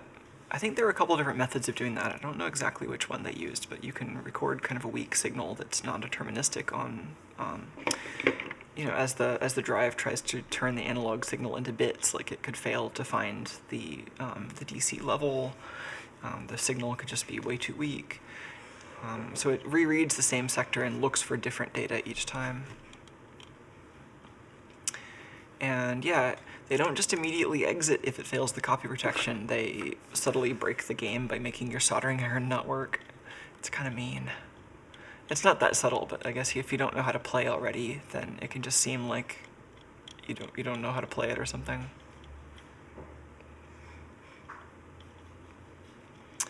Oh yeah, and there was apparently an extra code segment here.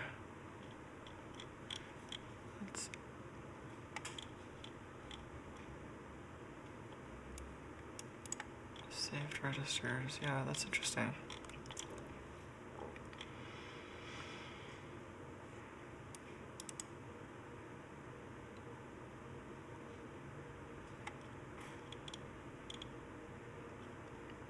Yeah, so I made space in the binary by making a smaller version of the bit-blit loop.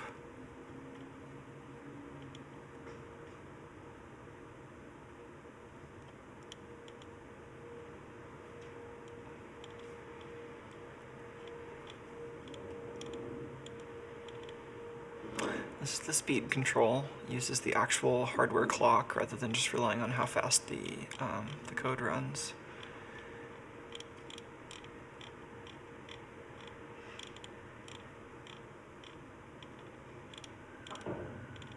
It didn't just rely on how fast the code runs, though. There was something timing related that was happening per frame related to the graphics registers, and I think just most emulators don't actually manage to emulate that in a way that works. I forget how that actually happened, though. Was that in the original blit loop?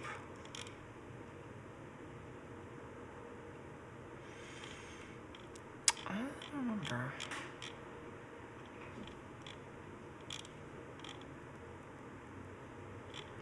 Oh, and then here's the patch to fix the shift keys that I mentioned earlier.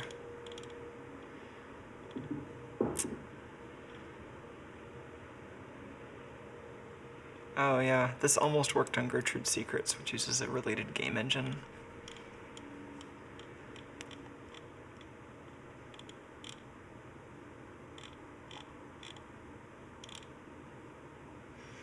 Aw.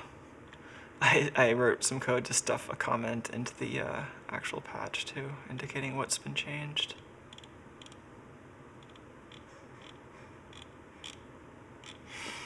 Alright, do we have an Xcode yet?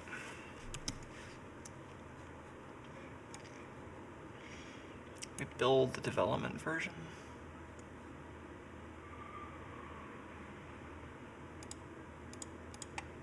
There we go.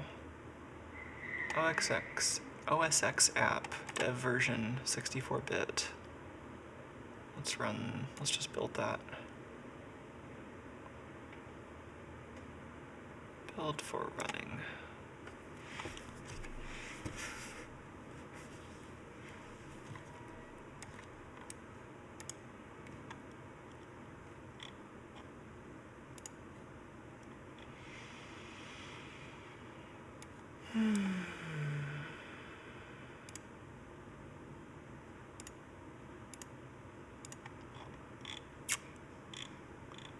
Are any of these warnings a problem?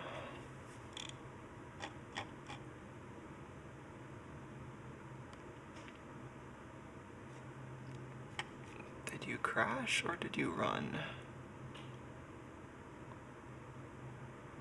I think you crashed.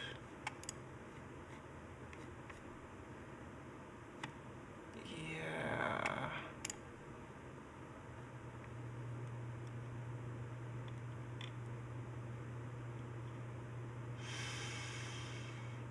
Interface Builder. Okay, let's not open Interface Builder next time.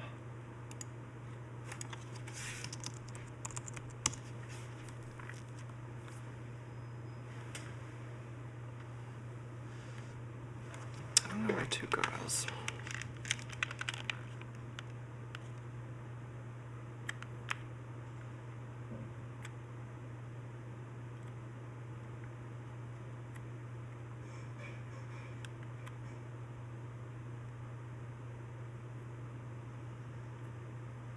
Oh, there he is.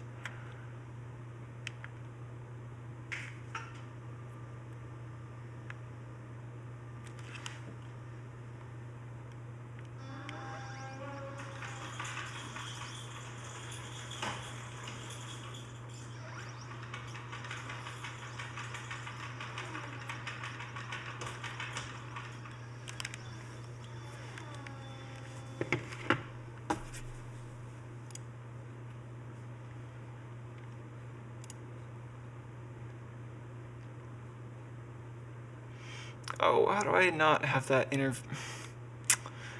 how do I close that pane quickly?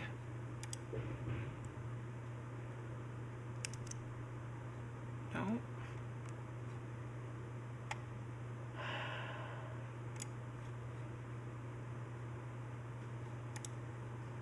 Click on anything else over here? Nope, nope.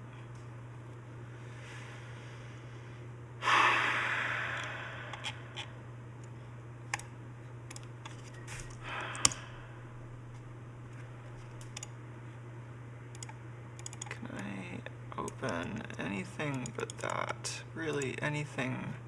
No, you're just gonna crash before I can close the window. Cool. Can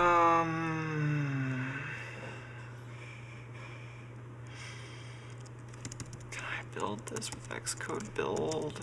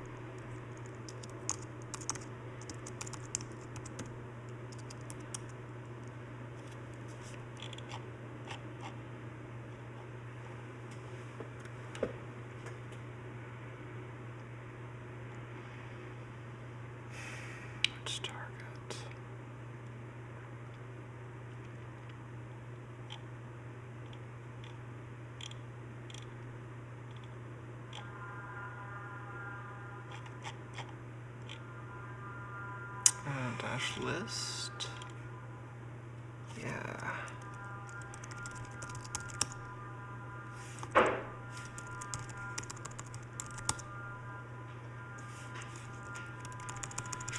Okay, dash target. Oh gosh, your capitalization. I'm just gonna copy paste this.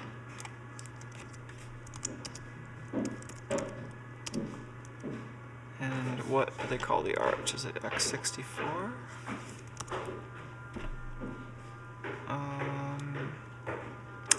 x86-64.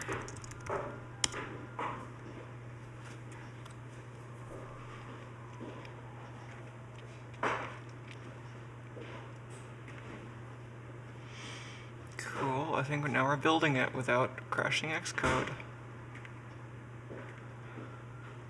It's like, that's another yak I didn't want to have to shave. It's like, well, where does Xcode store its preferences so that I can delete the preferences so that Xcode doesn't crash every time I open it?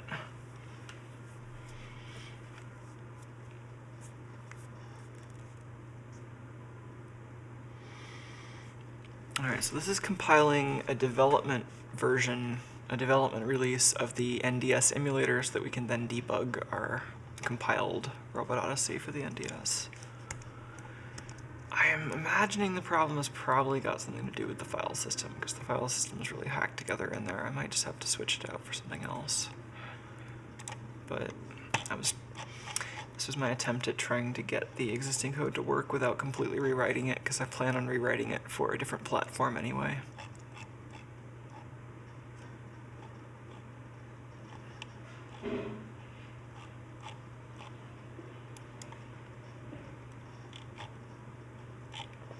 These Python scripts include modifications for specific binaries. So, for example, play is, what is play? Play is like the launcher. I don't think play does much. Game, let's see, menu also doesn't do that much, does it? Yeah, I don't know if I even need the menu, but there's like a main menu in the game, which I think I did get to run under emulation. I guess I wrote a separate frame buffer thing for it, but the main binaries here are game and lab. Game is like the adventure game part of it. Lab is like more of a sandbox, like an innovation lab is what they call it, but it's like a freeform part of the game. So this runs a bunch of the common patches, patch chips, patch load and save. I don't know what this was doing.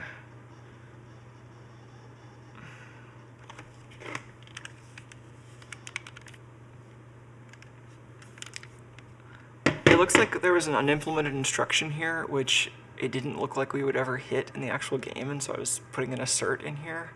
Although this is suspicious, like, if this is actually used somewhere in the game, then I created a nice booby trap for some player in the future, probably me. Anyway, the common patches here. So, yeah, don't zero out video memory. Okay. I was probably just tired of watching that every time I ran this in a debugger. Tired of waiting for it to clear video memory. Remove the copy protection. Don't move the video cursor. Yeah, I didn't want to have to implement that in the BIOS. Oh yeah, and there's also a bunch of assumptions here in terms of function pointer calls, because I wanted to be able to I think a different version of this did actually work with just a big switch statement, and you would end up calling into it with an instruction pointer effectively and as the operand of the switch statement, and then it would take you to a particular basic block of code, which could run or fall through or re-enter with a different basic block address. And that's a little bit more of a general approach, but I think here I managed to get away with something a little bit more specific because the code was kind of so under my control in this case. I could turn everything into functions or subroutines, which isn't always the case, and all of the dynamic branches, so calls or jumps, which could jump to a computed address. All of those were addresses I could compute ahead of time. There's also a little bit of self-modifying code, which I'm stubbing out here. And this makes some modifications where the self-modifying code was only ever used to modify immediate values, so just like literal numbers that were included in the instruction. And so this particular patch, I think I'm just modifying it so that those values are loaded dynamically.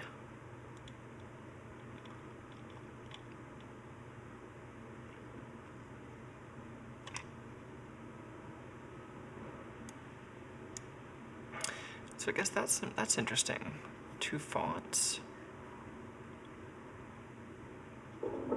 Yeah, I don't know what the deal was that. So I guess the game engine had multiple fonts, but only one was included. I did not remember that part.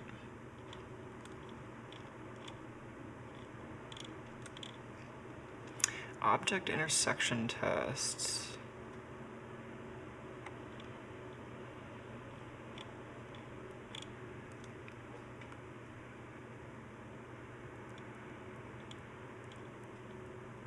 So you can see here we're just looking for some assembly code, or machine code rather, and replacing it with this assembly instruction, but then also adding a hook, which is written in C. So we're just generating some C code along with that. Patch dynamic literal. That's what takes the self-modifying code and moves it into external memory. I think that's right. Dynamic literal values.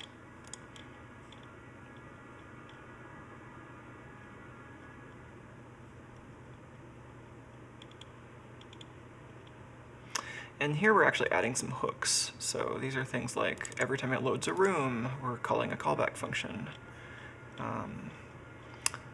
Locating some data tables that we need externally, like the robot data and the stuff that's being held by the robot, the schematic data. Binaries that support chips. Oh, yeah.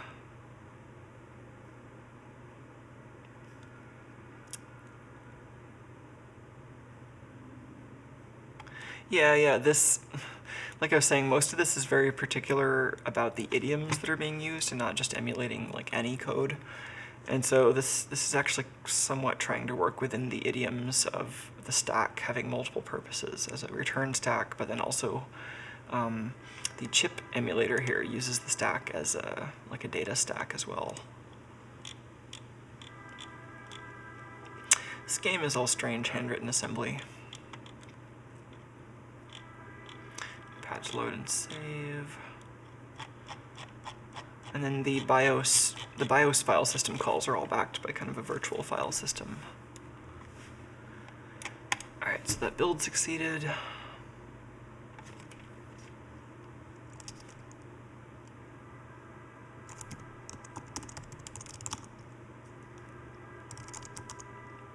Alright, let's install this build instead of the one that we downloaded.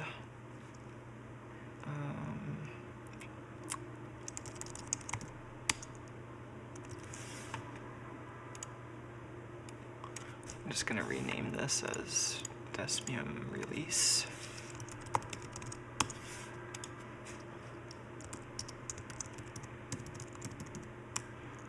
I'm going to move this .app to applications.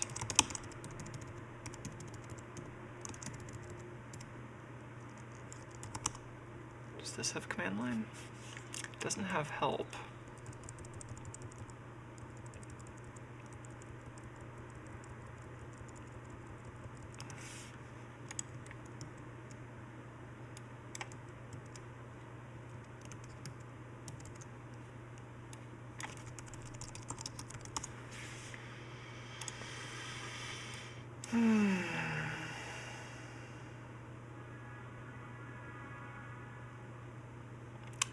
arm9 GDB.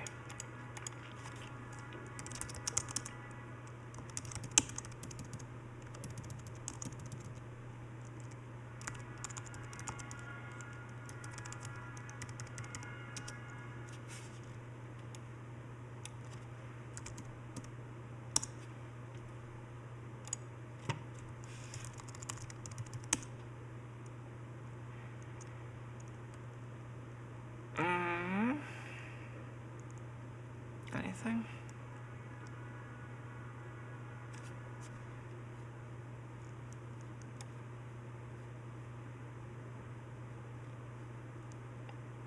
I'm not sure it supports command line options.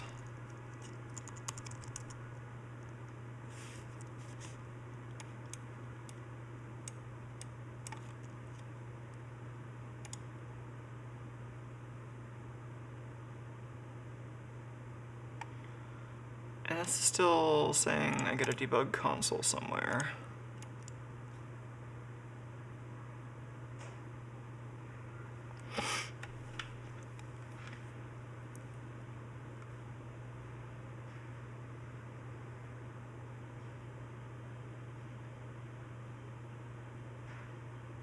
Oh, there's graphical control for the GDB stub now.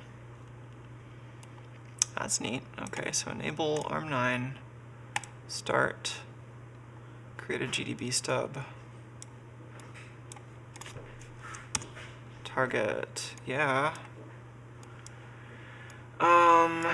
Okay, so am I in a good state right now, or do I need to reboot? Because that doesn't look right. All my registers are 0.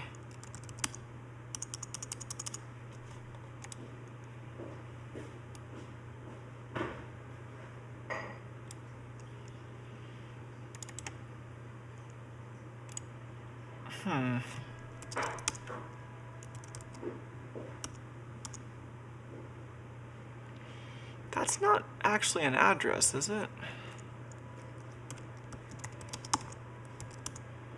No. This just seems like it didn't at all load correctly. I mean, we might need to start the debugger from the ARM7, but...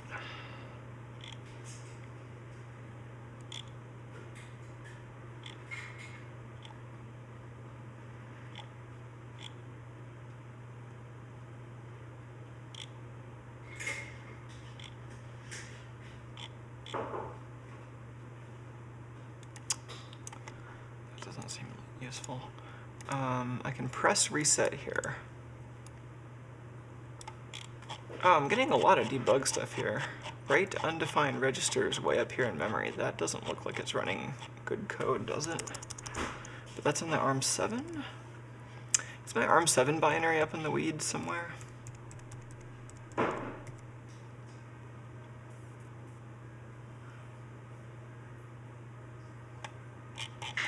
Is there like some way I can get this to give me a full CPU trace?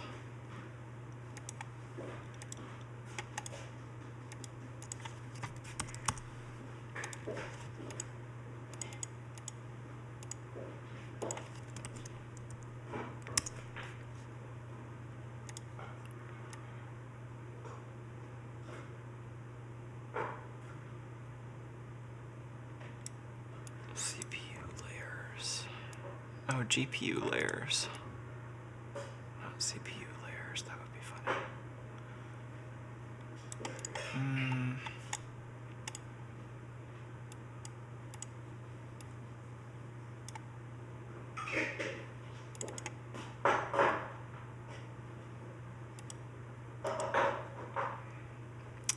Maybe, yeah, I think I see what to do here. So there are no command line options. I just want to run this app. I'm running it from the terminal just so I can see the standard out, which is maybe useful, but... so right now it doesn't have anything loaded. I think next I want to turn on GDB. Let's turn on both GDB stubs and have another window here so we can attach to both.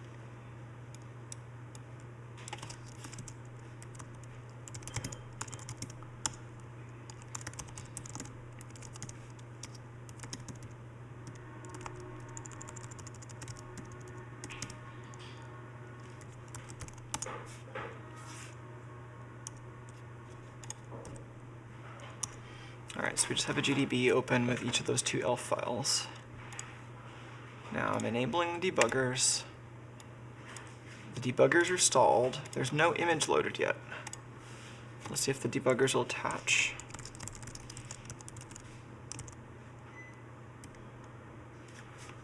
And, oh, am I gonna get these backwards? So ARM9 is on port 2000, or 20,000. And ARM7 is on 20,001. Those both attached. They both have not so good looking registers, right?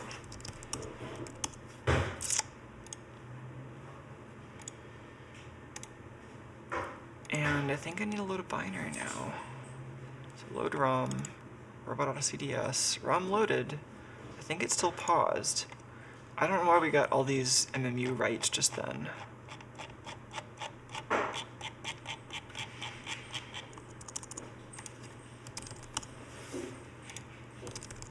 I'm still in this zero register land. If I step, okay.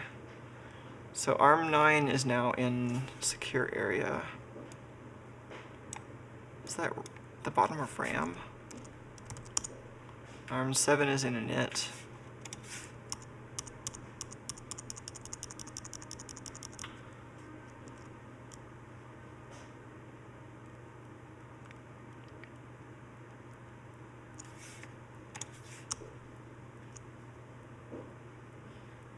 So I don't know what's going on with the ARM9 here. It was in secure area for a while, and then it just like branched to 0, and now it's running code from 0, which probably isn't right. So we should see what's in secure area and why it's getting built incorrectly. ARM7 seems to be running actual code here. Sound engine timer callback. Is that my sound engine? Yeah, I think that's my sound engine.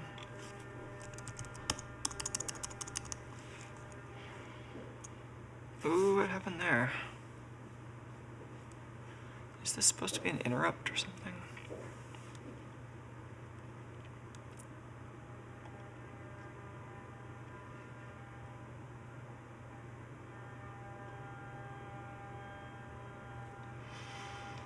I don't know what that was supposed to be.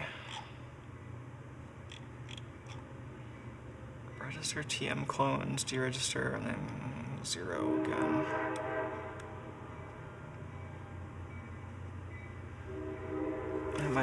That might have made more sense in assembly.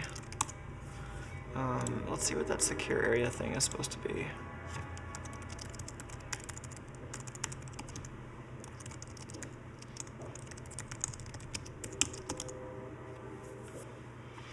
That's it.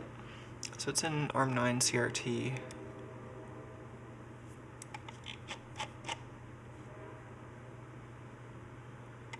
Yeah.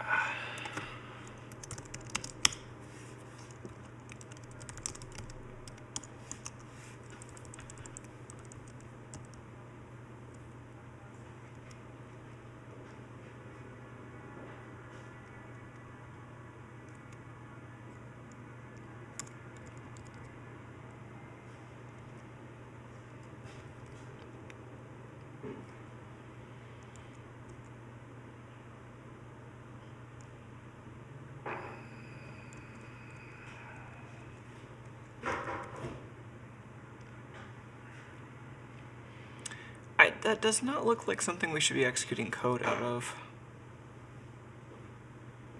I'm gonna assume that maybe the debugger is wrong.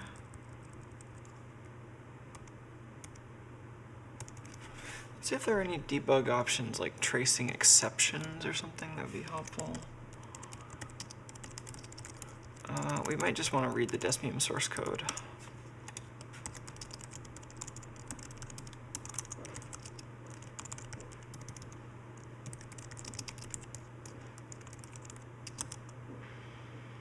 So far, it seems like the command line options don't really exist in the Mac version, but yeah, GTK and Windows.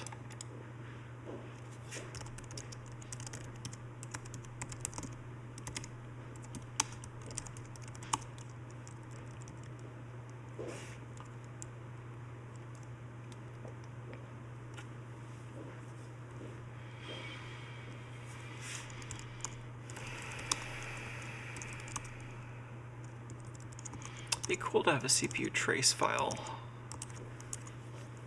Because I'd love to just see all the addresses the CPU is visiting.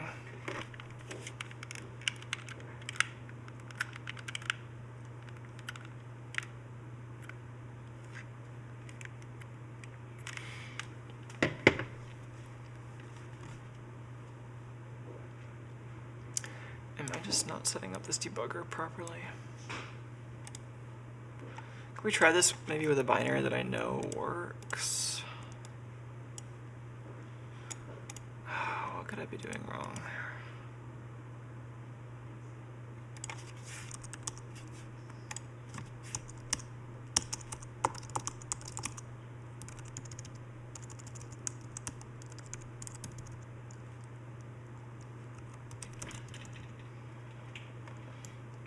How does this actually build the NDS image?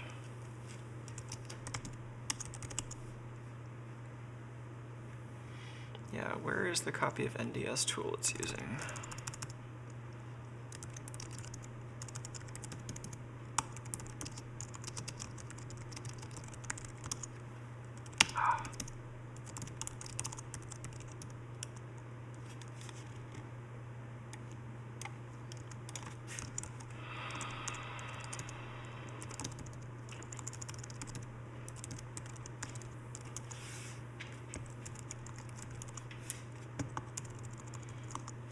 Print the header on this ROM image.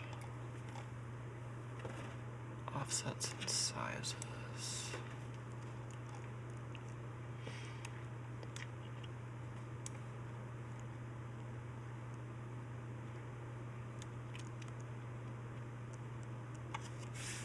I guess it's quite possible this is just a GBFS kind of problem.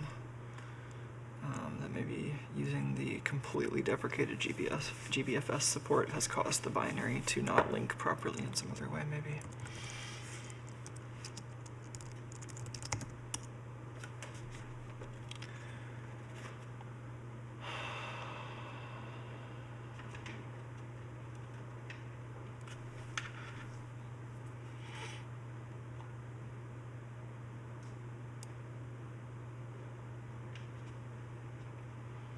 I think that secure area symbol was just pointing to the entry address here.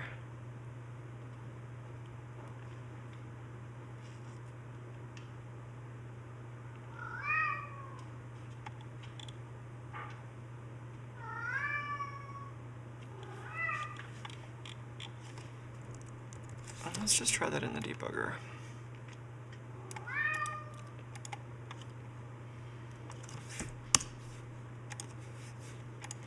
Let's try only debugging the ARM9.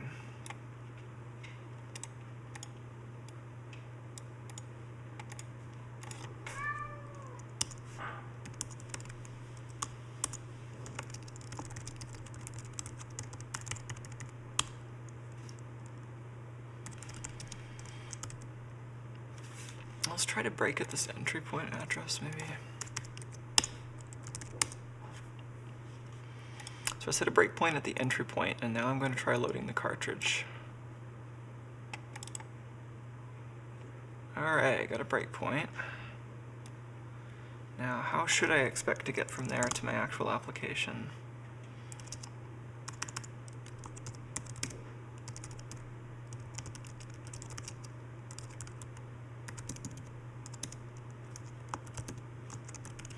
I'm just using objdump to disassemble the whole elf file. So we've got to start like OX800 past the beginning.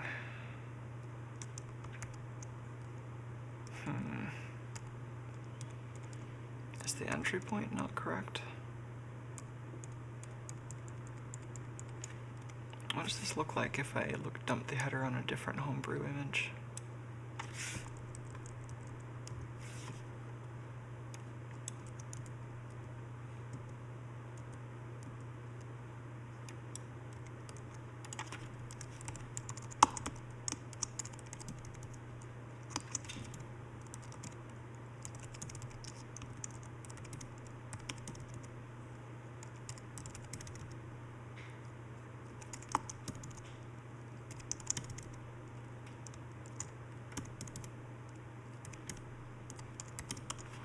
All right, this is an example that I've already tried running in the emulator. I know this one works. In fact, I think we can just try that.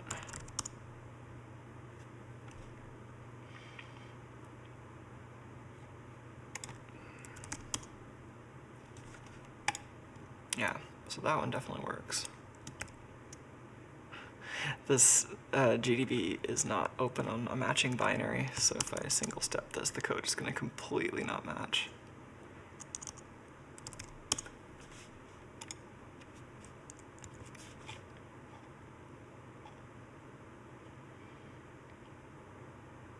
Yeah, that had the RAM address here, entry address here, ROM offset. I think maybe the linker script is not set up right here. That does not look like the right entry point. It looks like the entry point is just in RAM somewhere.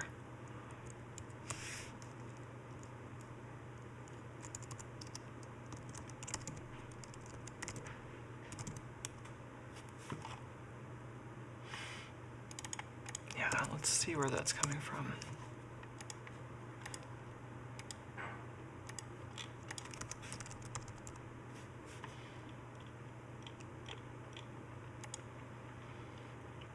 I think we might just need to give this a bunch of additional command line options, because this does not look like it actually has everything. Like, these are flat binaries, right? These are not ELF.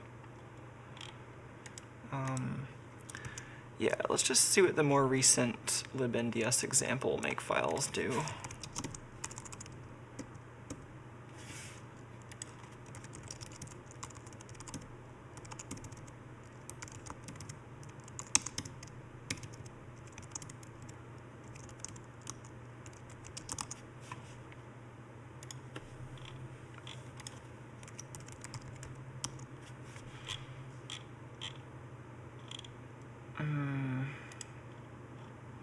This is using a bunch of implicit build rules. Okay.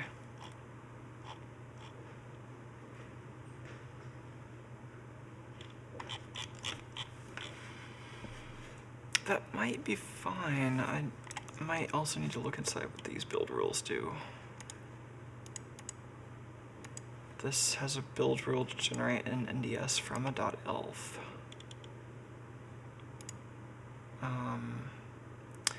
That's actually not going to do it, because this is assuming you don't have any custom code on the ARM7, so this ELF is only an ARM9 ELF. I think I have to look at an example that uses custom ARM7 code for the build system to even be comparable.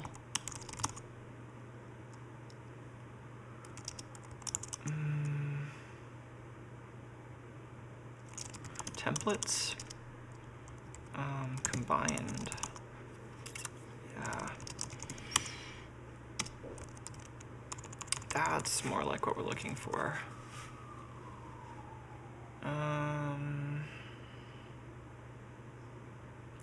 This one is giving .elf files directly to NDS tool. That's kind of cool. So that'll have correct entry point info. I also like these extra command line options to pass additional files to NDS tool and game title info. So let's just update this command line.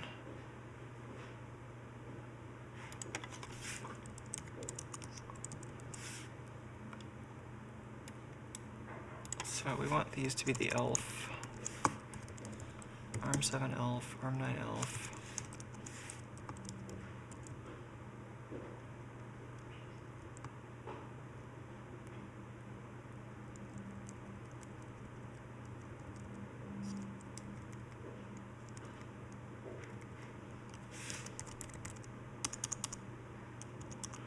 I think we want those to be game instead of banner.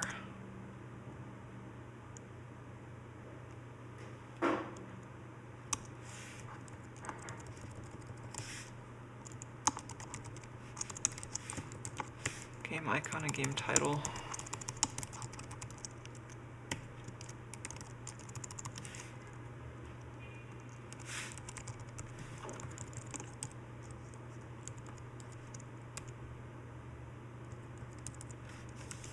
Let's try that.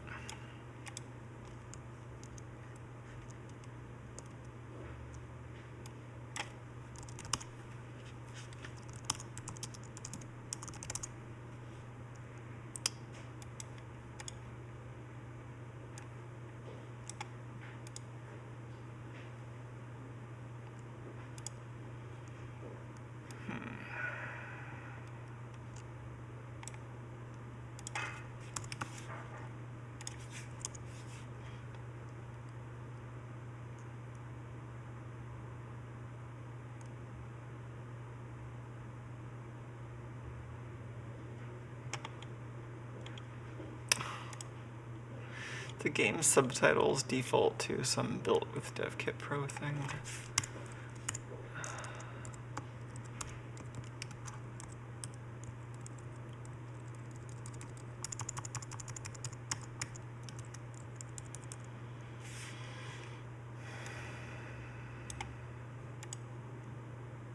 Why are we getting that NDS file name's already given error?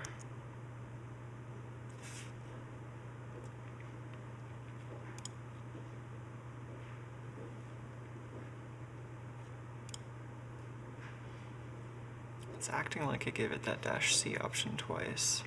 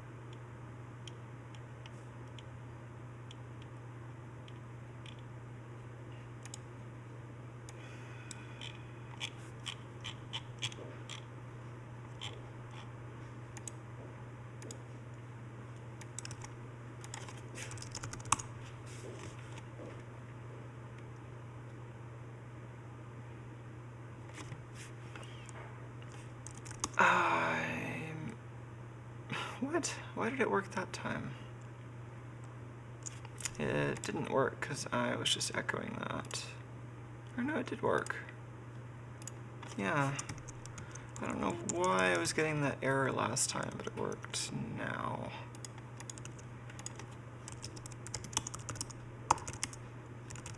Yeah. Okay. Well, this time my .nds file is much smaller. It's only a megabyte. Is that actually okay?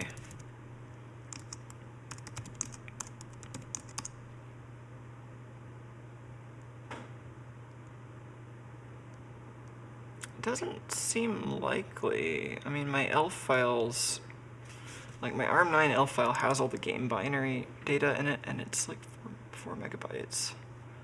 I think this is overly large just because it's flat and has a bunch of unnecessary zeros in it.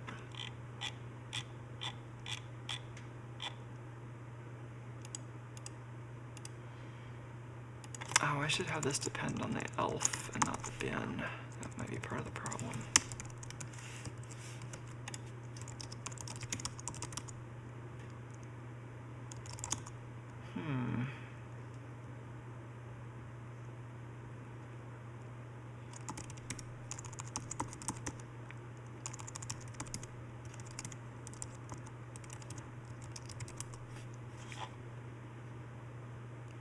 So the entry points look better now.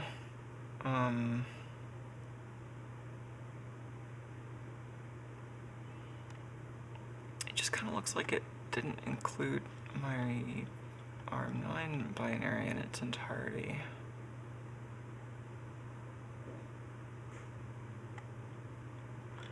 How did the file system get compiled before? Because I think that's mostly what I'm missing.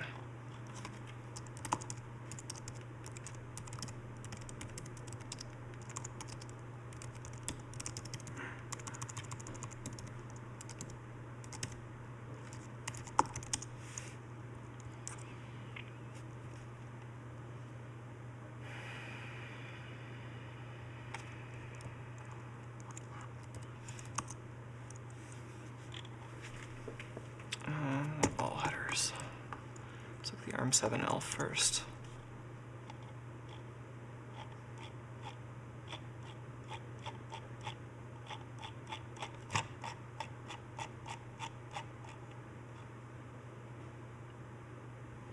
So pretty little. This is just an audio driver, basically. And now the ARM9.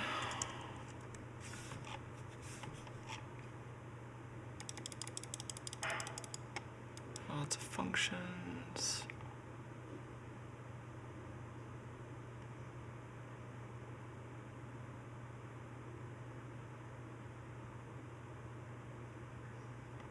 Oh, are these unwind? I think these are stack unwinders.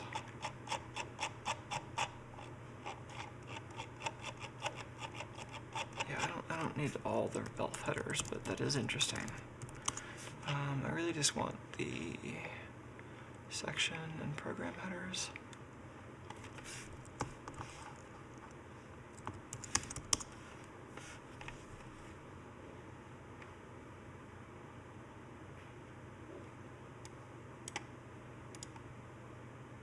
It's not that big.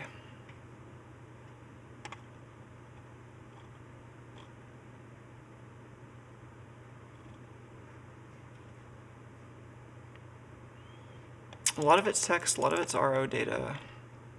Yeah, I mean, maybe it is actually that small. All right. It's quite possible a megabyte is an alright size for this to be.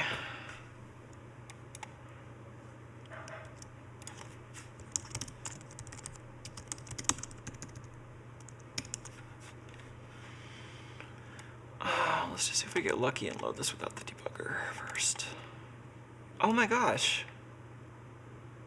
I guess it works. I guess it's big enough. Can't find a storage device. So this supports DLDI patching for save games, which we don't have set up right now.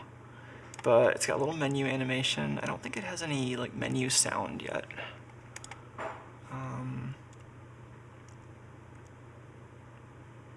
No save games. Oh, that's right. There's no new game functionality yet, right? It currently requires saved games. That might require some development. How do we fix that? You know, because I think the last thing I was working on here was the saved game menu. I might actually have to modify the code to get past that, but let's fix the check in this makefile patch.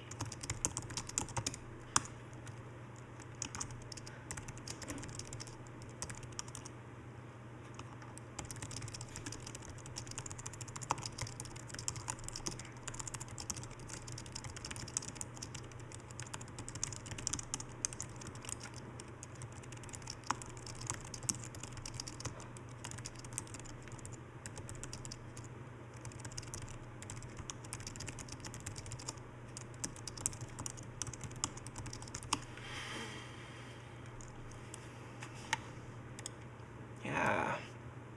All right, let's see if we can actually have this create a new game.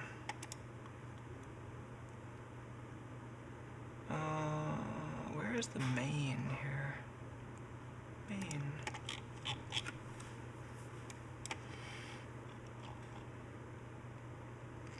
All right, so I have this UI saved game list. Load game, can't find any save games.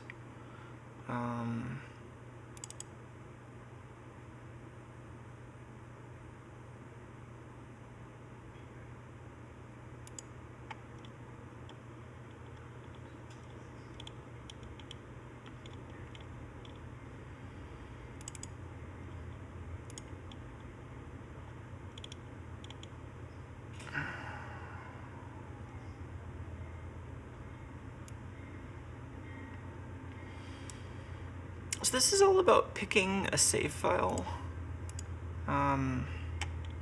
It really should let me make a new save file.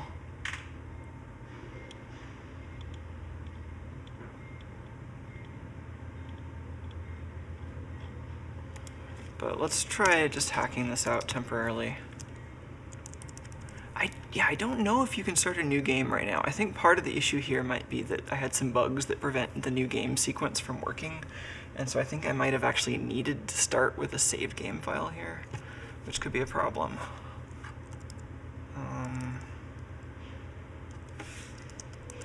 So that's just the UI for picking a save game. And then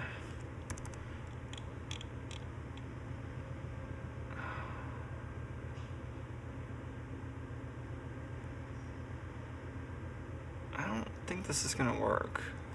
Let's see how it breaks. Oh, cool, it's got a little icon. Little Robot Odyssey icon works. That's handy.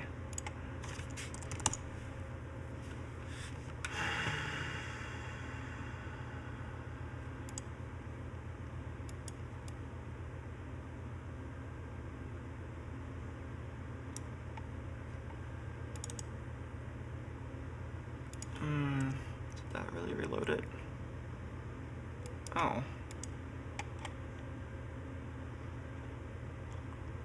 Oh, I guess that first message box came from this SD get init error message. So save data up there. Yeah, so there's a lot of like half-baked stuff in here, as you might imagine. So we don't even need that. We could have a version of this without any save game support compiled in.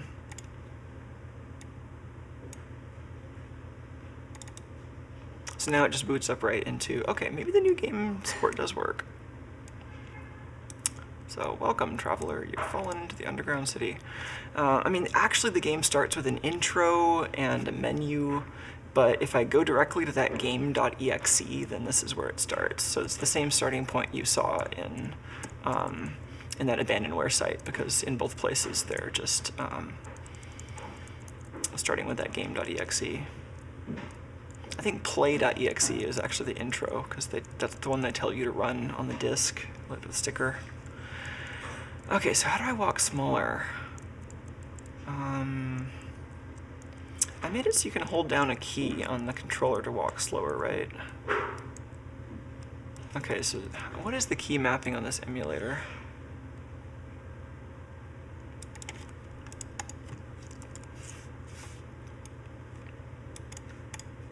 Oh, look, my robot's batteries are already running low. I think I can actually just click this to... No? It's mapped to the right bumper button, so if I could actually press that, I could turn the remote control off and my batteries would stop running down. I don't know if I did any battery speed adjustment yet. But at least here you can see the battery level, which I thought was a useful addition. So yeah, you might already notice that the main screen and the sub-screen are rendering different things. Oh, and you can hear my attempted sound. This is, of course, my emulated XT sound then running through an emulated Nintendo DS. But I think it's mostly working. Where's the keyboard control?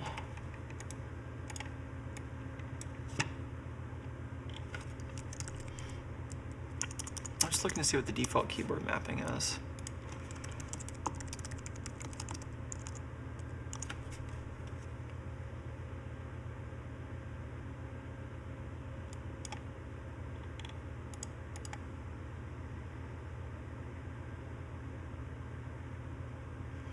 Oh, nice. Concrete in YouTube chat says that they really loved Robot Odyssey as a kid. They never beat it, and they lost the discs once in a move, but at one point they'll have to try it out again. Yeah, these games are really hard, but it definitely struck a chord with me as a kid somehow. Okay, Z, X, A, and S are the buttons, A, B, X, and Y. And Q and W are L and R. Okay. Yeah, so that's the right bumper button. If you push that, there's a little animation, and this turns on and off. It's supposed to respond to touchscreen also. I don't know why the touchscreen controls aren't working. I don't know if I didn't implement those or if they're broken somehow. So that turns the remote on and off, and you can see that actually affects the game. You can also see the robots are still running even though they're in the other room. So I don't know, it's kind of nice. It's like maybe a little bit of a cheat having the ability to see the robots and what they're doing. Because you couldn't always see them in the original game, but I think it's helpful to have that context. I figured that if I make a version of this that has, I don't know, like additional features and an emulation, like a pretty faithful emulation, it might be nice to have a mode that lets you go to something that looks very like original versus a mode that lets you have like kind of all the extra features. So anyway, here's the key. How do I go slowly? Okay, so Z, whichever button that is our grab button. Okay, A is the soldering iron toggle. Okay, that button, whichever A is mapped to, is the go slower button. This is the button that was shift on the PC and broken in DOSBox. So now I can use the bumper to turn off the remote, and then hold down the slow walkie button and go inside scanner. Hey scanner. I can turn off this switch so that he doesn't run.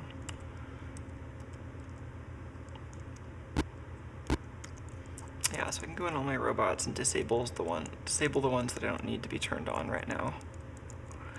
So already the slow walking is really weird with this keyboard map. I don't know. With analog controls, it'd be easy to make just a slow and a fast control region, but with D-pad style controls, it's kind of weird to have to hold a separate button to go slower. This still seems like it's running a lot faster than it's supposed to. Did I have this running way too fast for some intentional debug reason? Because I think I was trying to tweak the performance of this, and I might have had this intentionally set to go faster than it should somehow.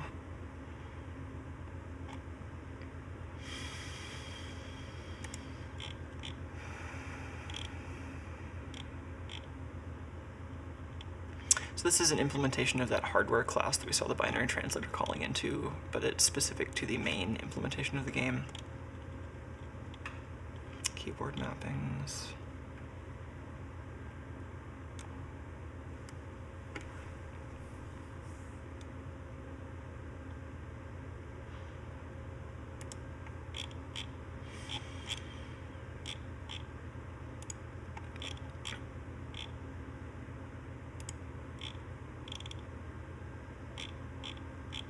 So much of this was just like game engine kind of stuff.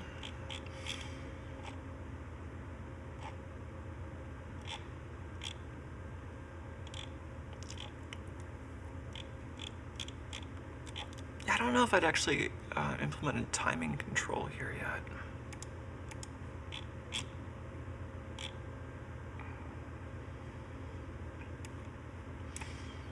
So yeah, I think it's still running faster than it should. Like, this is way faster than I'm supposed to be moving. Was that intentional?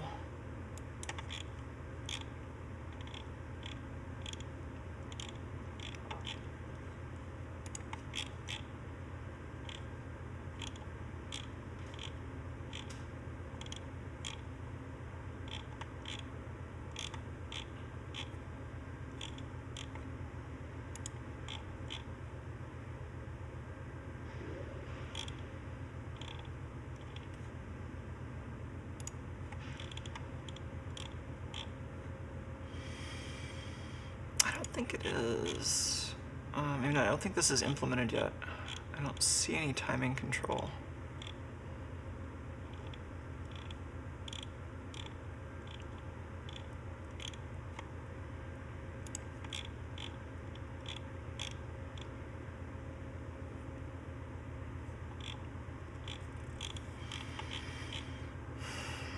So there's a cycle-accurate timer that we translate into the code for sound effects purposes, but that's only used for like really short duration timing, just during a sound effect.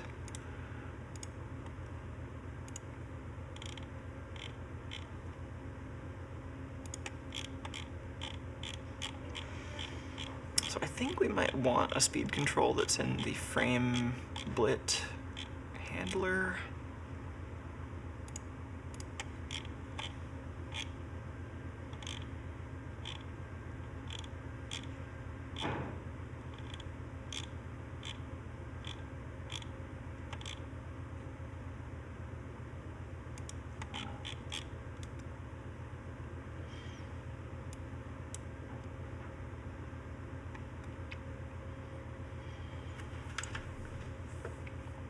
This loop should maybe call into something specifically for like waiting until it's time to run the next frame.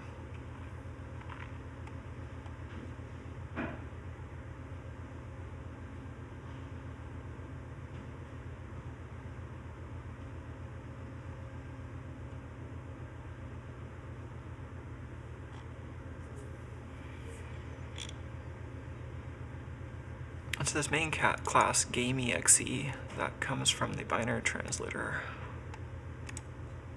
It's this btgame.cpp.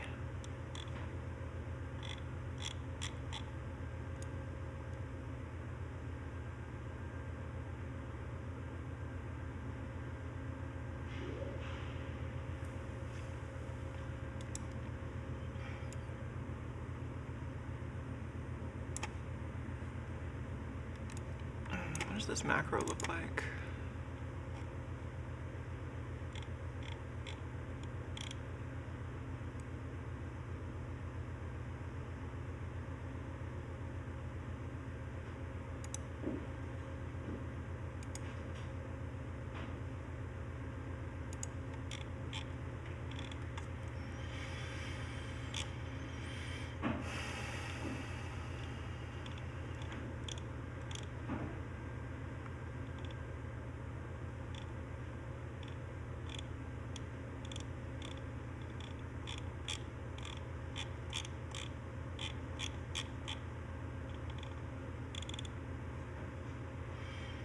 So yeah, calling run here just transfers control into the translated code. We don't leave until the next hardware operation that leaves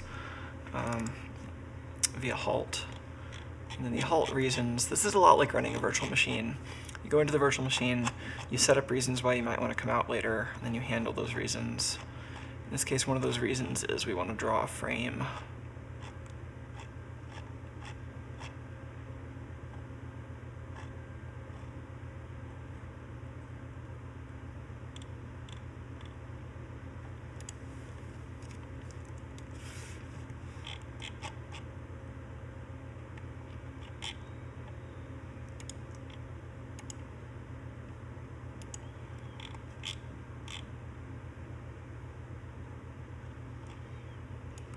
So yeah, draw screen.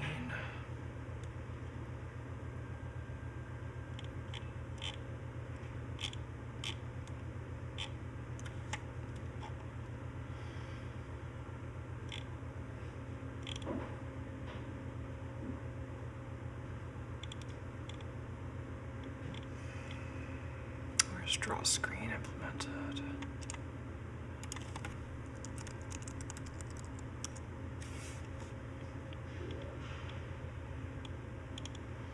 Okay, so the common implementation is just send out a halt that says that we just finished drawing a frame. But then there are different hardware implementations for the main So I'm running multiple copies of the game. I'm not just running one game. Like each of those little sprites you see on the subscreen is actually another copy of the game that I'm running just to render that sprite, because the game is just so lightweight that I can just emulate a bunch of copies of it. That's what this HW sprite scraper is. So I don't think draw screen does anything normal with the frame buffer. I think it's actually, oh wait, no, yeah, we're drawing, I think there's a different patch that puts the sprite in the center of the screen or something, like in a well-known location, and then we're just drawing from that location into a GBA sprite or like a Nintendo DS sprite instead of through the scaler. HW main goes through the scaler, so that's what the scale CGA to 256 is.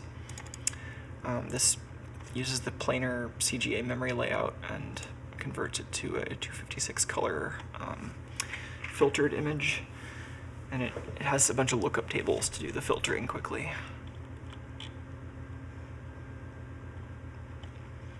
And then sub.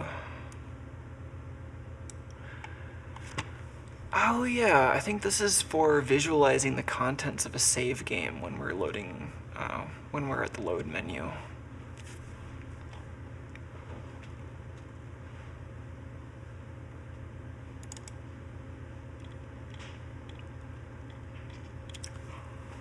I think this is where we want the delay.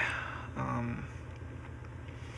don't know if I feel like implementing that in this version, because it looks like I didn't actually implement any of the delay yet. My batteries are just going to run down.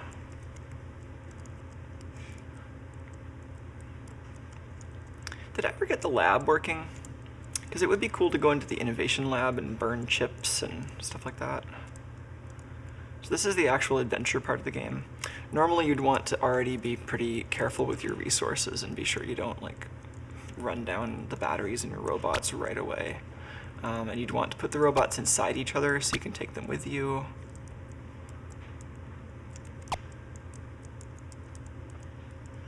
But it is kind of hard to control still, given how fast it's running. It is not supposed to be running this fast. I think I just hadn't gotten around to adding speed control in this version.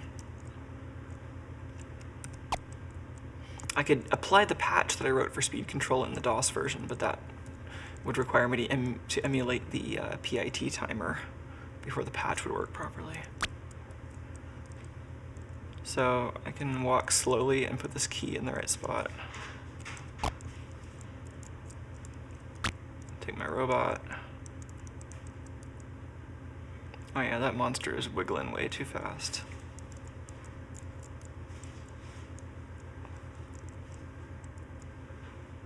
Chippy.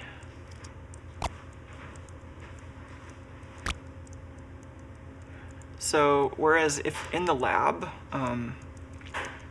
the chips are rewritable, like you can program them. In the actual game, you can load designs onto a chip, but you can't actually edit the chips in the game. So the way this works in the original game is you hold onto a chip and then you press a key, in this case I think /, which of course I don't have mapped, and then it gives you a menu. I think if we ran that we would run into a bunch of unimplemented code, but I think I would probably replace that with some other UI anyway that lets you load something from like your personal library, or maybe lets you spawn a little sub-process for editing chips so that you don't have to go back and forth. In the original game, I think that was just mostly technical limitations, that you had to put in a separate disk with the Innovation Lab program on it so that you could do the editing. So if we had that key mapped, we could hold on to this and like press / or whatever and see what's on the chip, but right now I don't have that mapped. So we just have to guess or something. Check a walkthrough.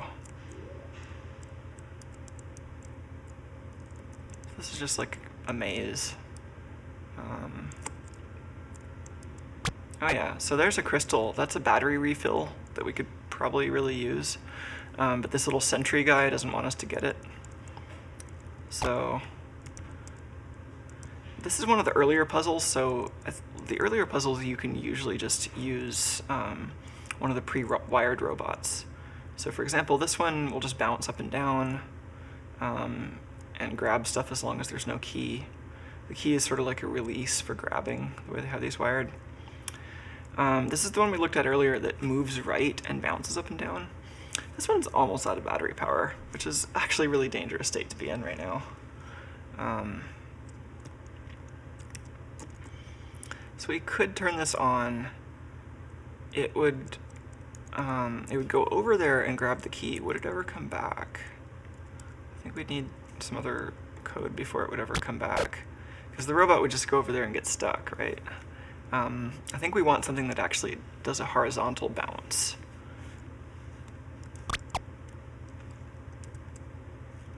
So do we have any robots that are already wired like that? I don't think so. Oh, this one. This one's wired to just horizontally bounce.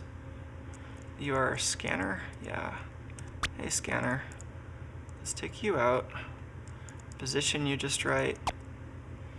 And let's put Sparky over here. And you're off. I'm gonna position you, go inside, turn you on. So some of the sentries will let you ride inside the robot, which is useful. Then you can repair stuff if it goes wrong. I think this is one of the kinds that will let you ride inside. So if I turn on the remote now, then we should go across, pick up the crystal, and come back.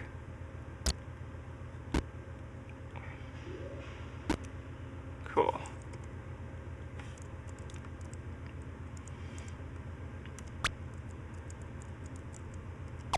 So, and we could unwire the grabber to make him release. We could also have a key, although we left the key in the lock that took us here. So the easiest thing to do might be to actually unwire this temporarily. So we need to turn into a soldering iron.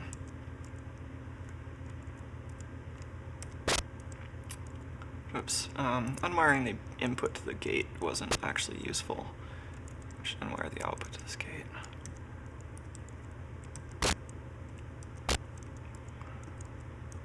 Alright, and then I think we have to pulse the remote to actually run that. And now you've dropped the crystal. You can turn back into our human self and grab that. Cool, and if we wanted to use this to refill a battery, we could do that now. Like, you're pretty low. Let's turn this switch off first.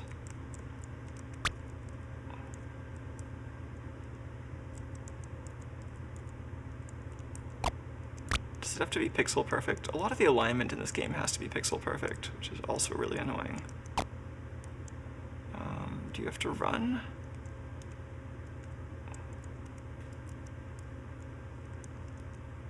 Huh. Does that only work if the battery's empty, or is there a bug somewhere?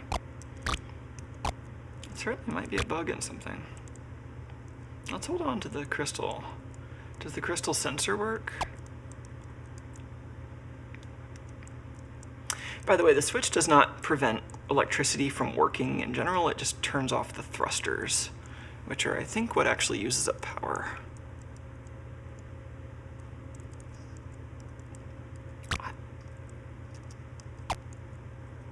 Huh. There might be a problem with object detection. Let's see if I can do this outside a robot.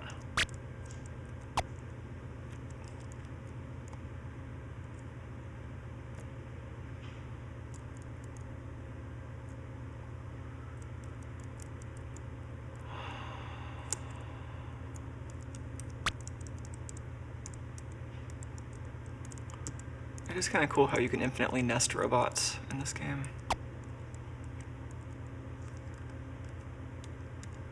Oh yeah, I just had to turn on the remote. So is that... You know, that's interesting. I think in the Oh, geez, what are you? What was that? I was gonna say, I think in the overworld... Did you drain my battery? I think in the overworld the sensor has a range of 1 room, but I think if the sensor is in the robot, then it'll activate if the robot is touching the object. So this robot is definitely dead now. So this is off to a very bad start. Oh, stay away from my stuff.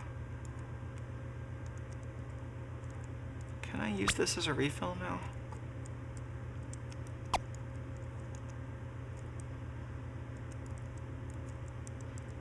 Maybe it does mean a room with a crystal.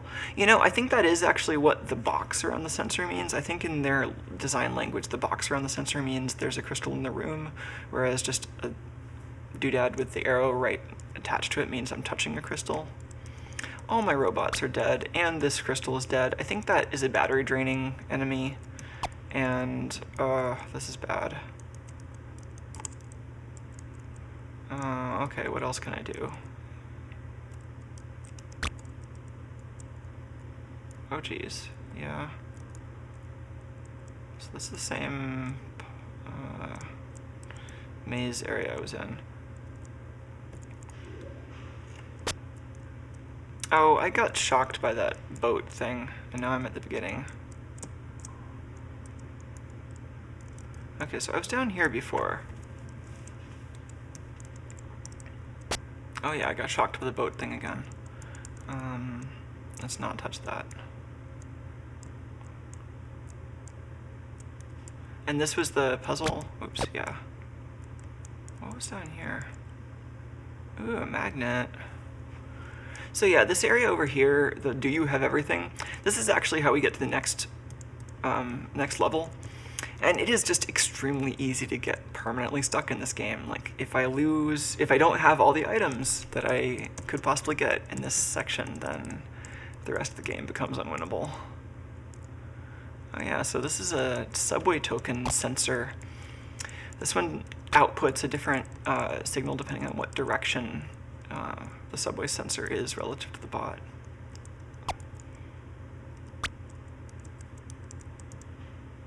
Oh yeah, so I can ride a robot through here to get through the sewer. And this one I think you can... So I think in the sewer you can use pre-wired robots everywhere to solve all of these puzzles. But it rapidly starts requiring more customization and thought. And I'm already kind of sunk because my batteries are so low. Anyway, this will be a terrible Let's Play as long as the timing is messed up and I have no way to save.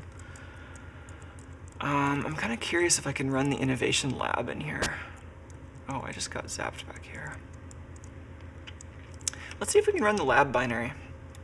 I think we compiled all the binaries, so maybe we just have to change which exe we're loading.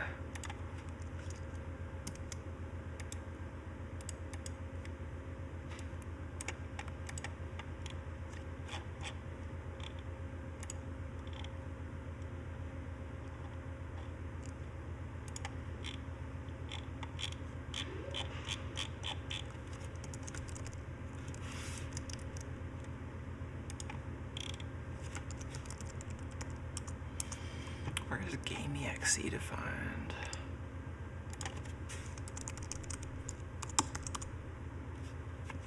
Oh, it's up in hardware common.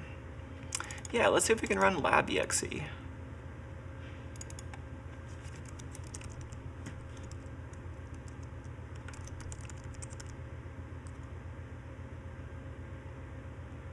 Oh, interesting. So the save game list UI has its own copy of the game. That's cool. And this is the saved game, the loading UI, which we've got disabled. Let's save this for later. I'm just making a mess of this, but okay. And game up here is an SBT process, so it doesn't care what exe file we're talking about. Let's see if that'll compile and run if I replace that with lab.exe. It builds.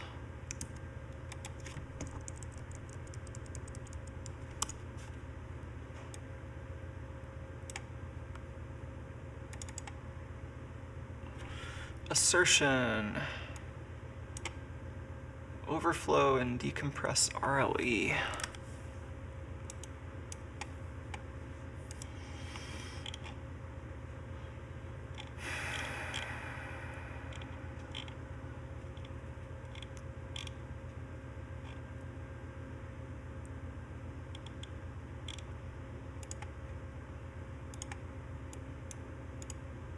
Oh, did I have the emulator on 2x speed that whole time? I might have. That might have been part of the problem. Still, I don't think there's actually a working speed control in there right now. I think I might just be getting lucky if the speed is approximately correct, which I don't think it is.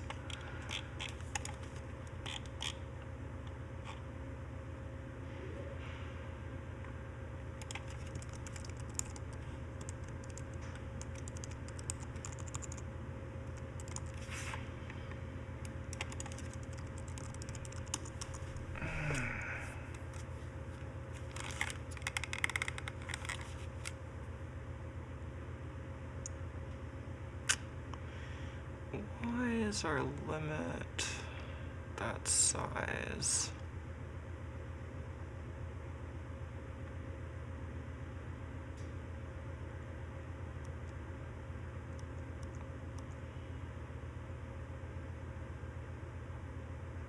Are we assuming that everything fits into a 64K segment? Is that what's going on? How much memory do we have in the emulator?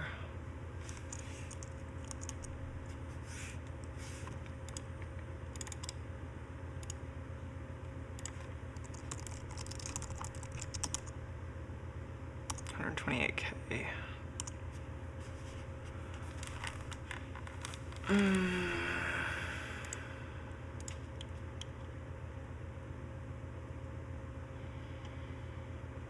Yeah, that really doesn't seem right. What does that look like in the translator output?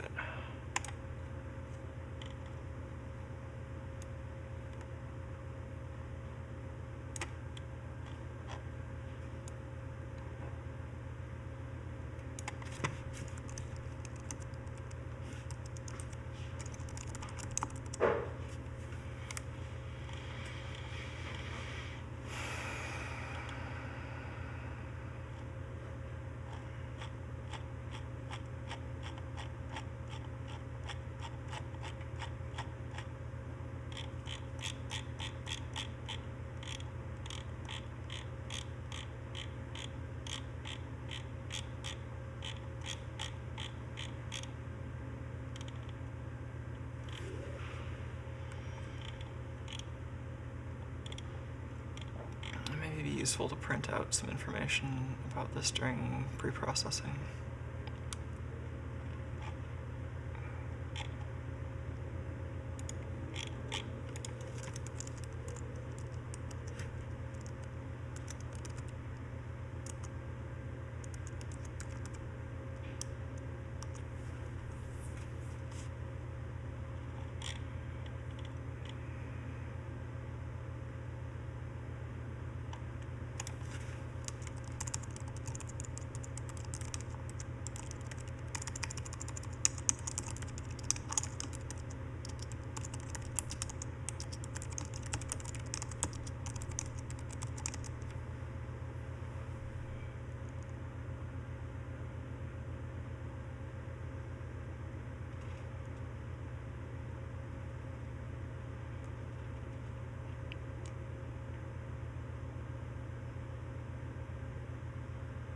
Is this a list of one character strings or a list of, I think it's a list of arbitrary length strings. Why did I do it that way?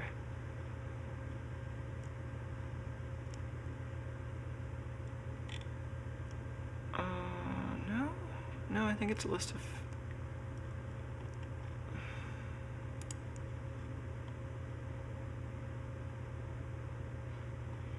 it's a list of single byte strings. This is a silly thing to choose, but that's what it is.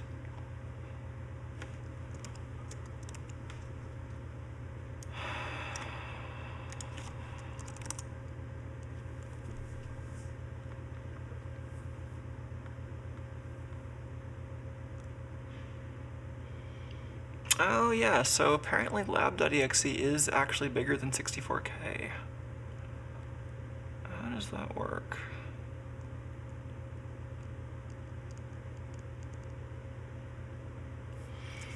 I forget how the segments are laid out here, but I guess it could just have multiple data segments. Anyway, I think right now the right thing to do is to take out that hard-coded size limit.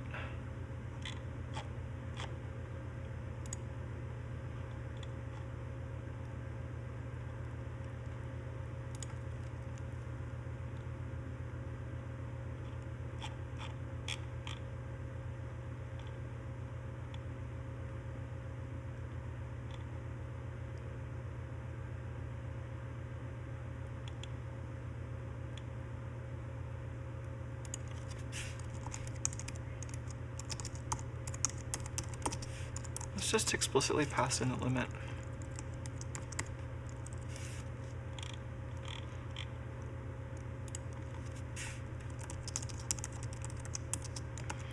Is mem a byte type here?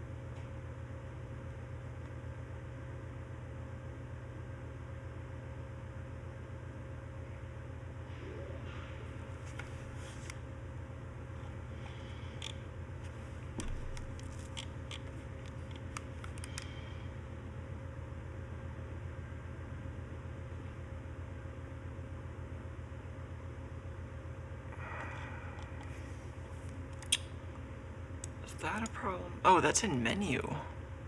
Yeah, I'm pretty sure menu doesn't work at all yet. And these might be some of the reasons why.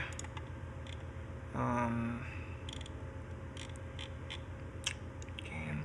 Yeah, let's see if lab works.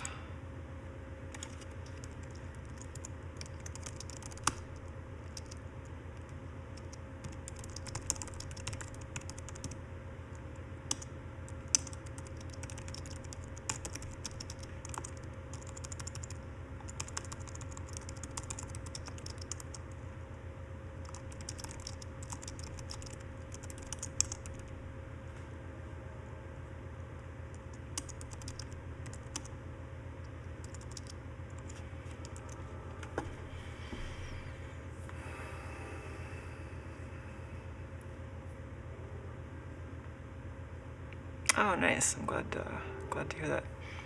Here it says, a resurrection of an old project, a mix of let's play coding and forensic what did my old self do. I have to say I enjoy this tremendously.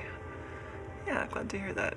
I really like trying to, I don't know, trying to kind of resurrect things that, you know, not just like old things or not just code, but like specifically this combination of some code that was written by just a really small group of people as part of this creative endeavor. Like that kind of stuff really I find interesting. Okay, image is built.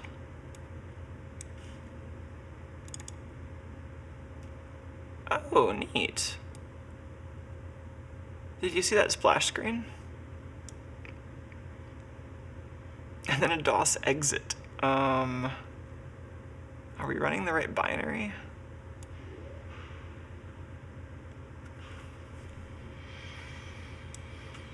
DOS exit. See, that was the splash screen.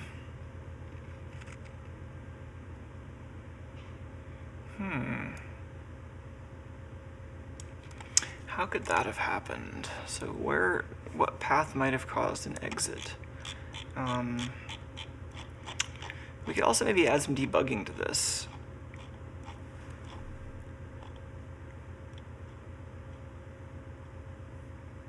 So where's this message itself coming from? I think our DOS emulation is going to be in some SBT86 thing.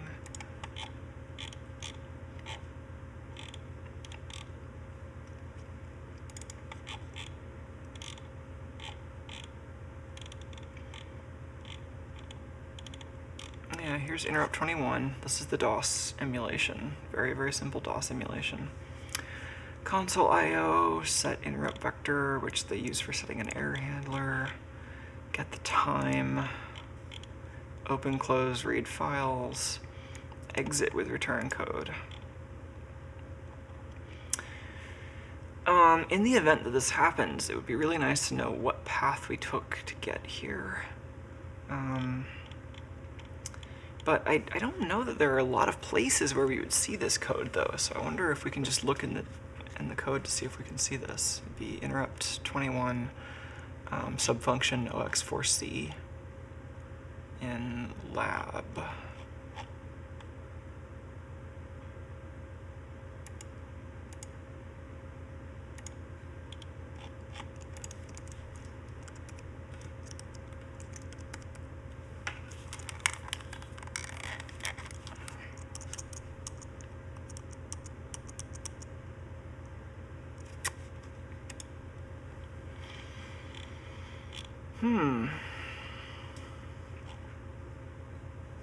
Really?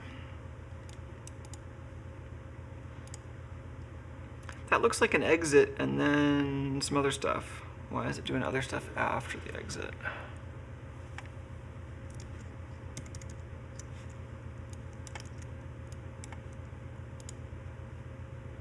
So this is RBIL, or Ralph Brown's interrupt list. It's pretty old school but indispensable resource for DOS and BIOS and just old school PC interrupt handlers. So interrupt 21, AH4C, and then I think AL is a return code.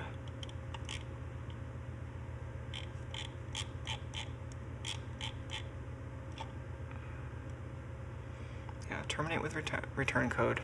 So on DOS, this would not make it past here. So this code below might actually be part of a different function, but then we're seeing a bunch of DOS stuff still, so what's going on here? And then jump if carry, I think these are error handlers. 5D17, that's like a retry. So what is this? Interrupt 21, AH3D. Open file.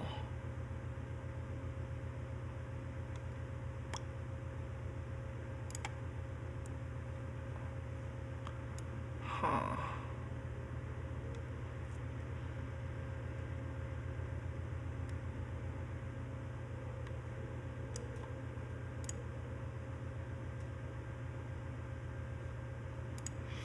So dx here is actually a pointer.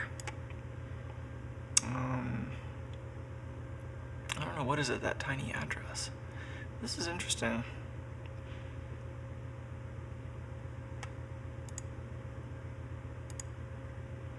So it's opening a file, it's reading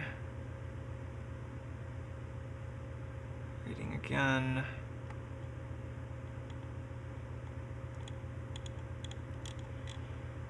Why is this all after an exit? So what ends up here? It's a sub 12A4D.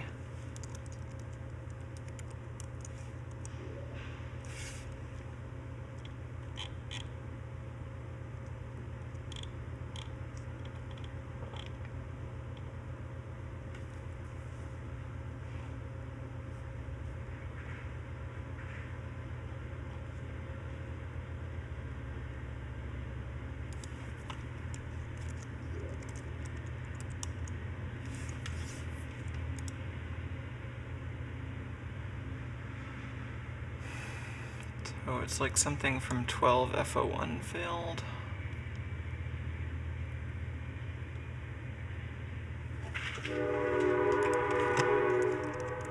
This would probably be easier to read in the original disassembly than my SBT output. Save file name.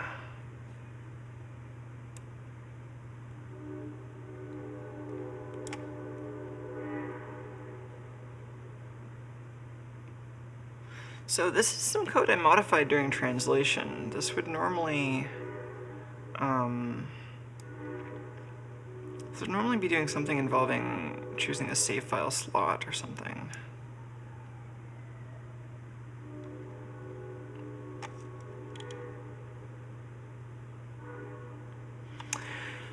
Oh, that's probably it. I bet my translation needs to set a return code properly or something. So 12F01 in this case is my initialized save file name. So this buffer at address 2 was the save file. I think this is just like a DOS exit if this function fails and we need to give it a proper return code. All right, so what are we expected? 12F01. Where's the call site again?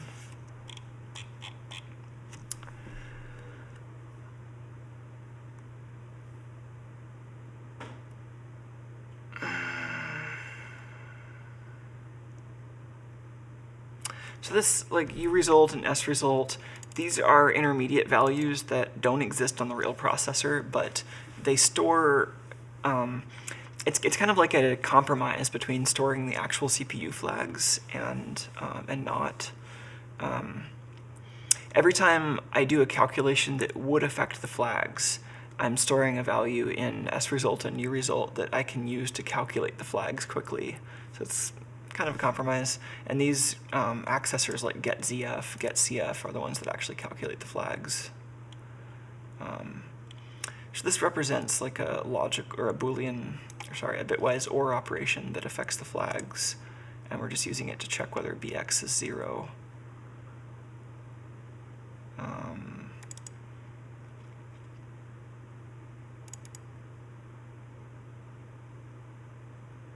So this is if BX is not 0. Go to BBC. Where's my exit again?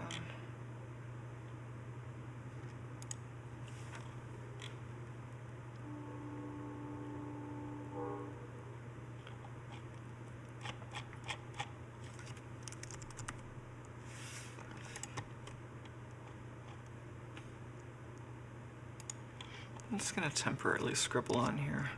So this one is get save file slot.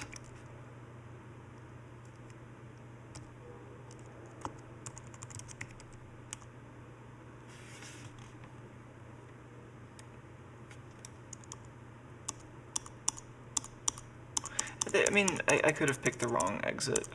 I think that was the right one. We'll find out. It's 12A47.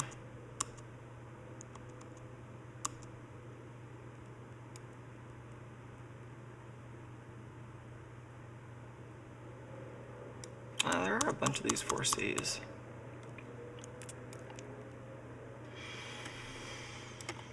Do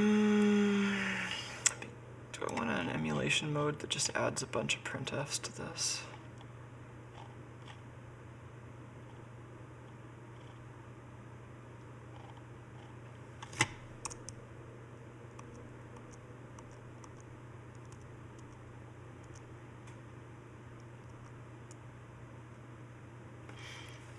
I mean, actually, if I was going to say, let's just print out the stack. So because I translated this at a subroutine level instead of a basic block level, the stack we're using is actually the native stack. So in this case, the Nintendo DS debugger, we could use that to get a stack trace, and it would actually be a real stack trace from our perspective.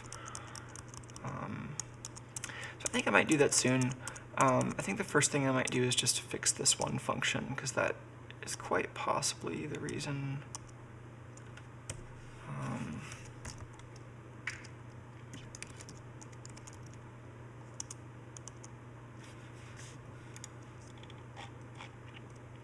Why are we setting bx to this pointer?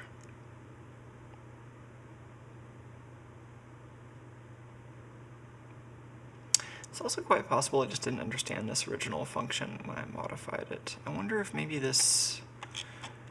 maybe I should just turn off this patch for the moment for this particular file.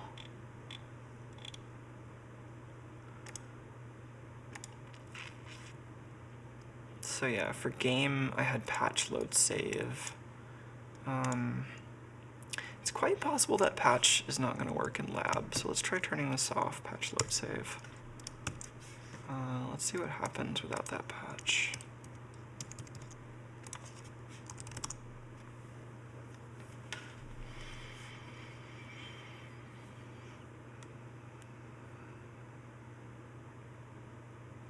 SBT86 is a lot faster than the actual compiler on the output, because I'm making the compiler do all the hard work.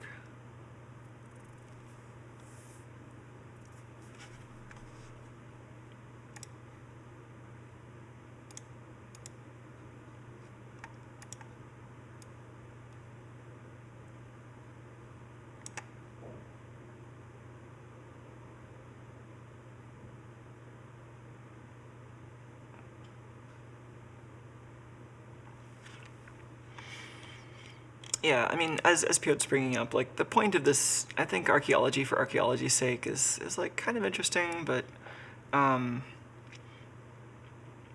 like, really, the goal of that would be to, like, document something in a form which is useful, or, like, I think in this case, the most useful form of archaeology would be to bring back the original game in a format that more people can access.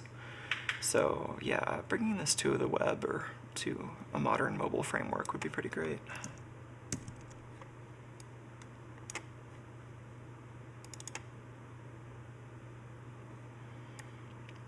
Okay. That might have been a different DOS exit. So let's see if we can attach a debugger and get a better idea of what's going on here.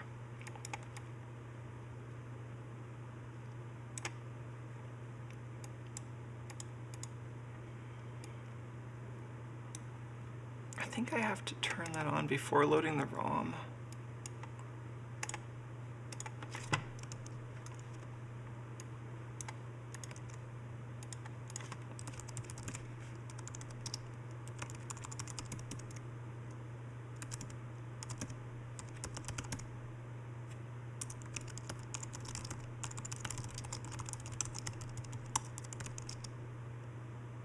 Oh.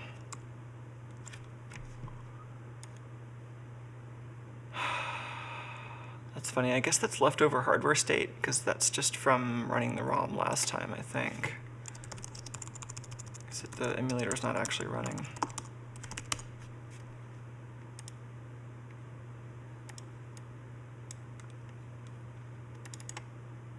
Okay, now I'm in main. I think we've even got working stack traceability now, which is pretty cool. So, panic? What does panic actually turn into?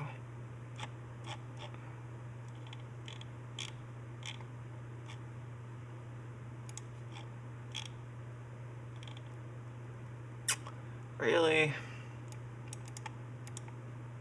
So each of the panics are inlined, which is good and bad. I can't set a breakpoint on any panic, but I can set a breakpoint on, say, console demo init, which is what we used to set that basic text mode.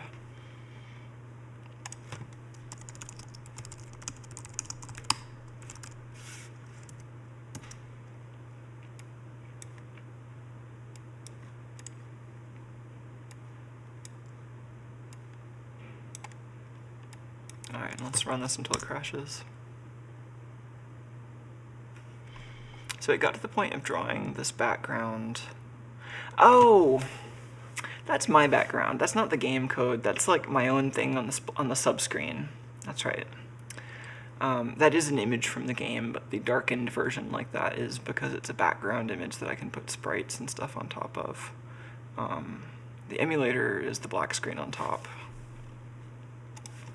So we got here via set CF. I don't know what this line is doing here, but we have 2 subroutines in the trace. And then 2 more down here.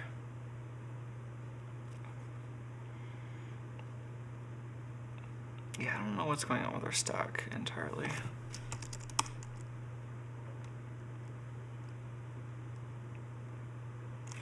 Let's see how much of that makes sense.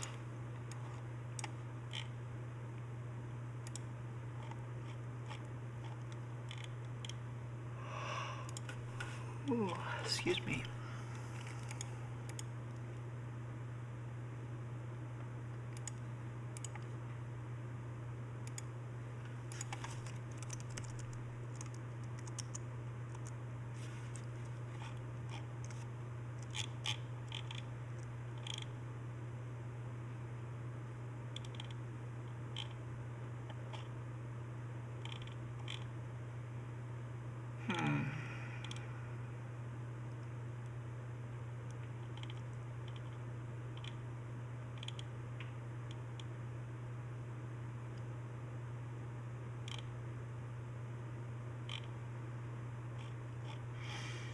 This really might be easier looking at the original disassembly than this smudged up output. CD30, CEDO. Why is CEDO also down there?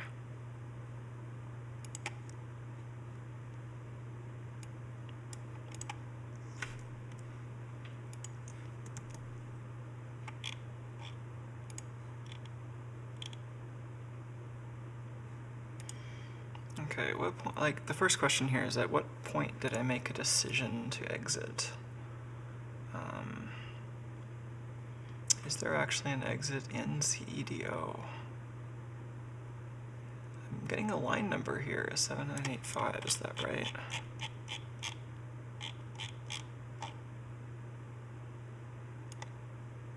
Looks like it.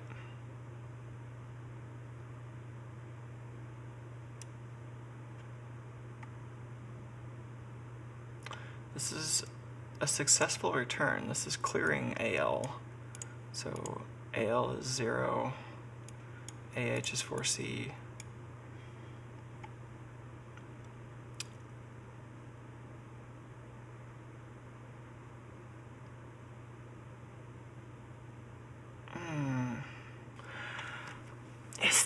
This needs a command line option, doesn't it? Is that what's going on?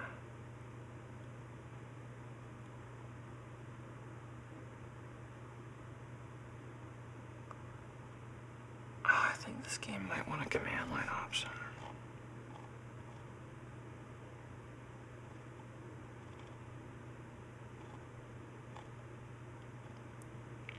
Did I document that anywhere?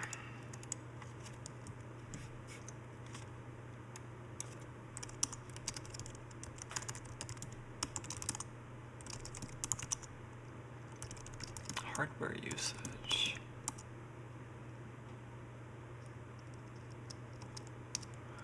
Oh, there's the IDV for the lab.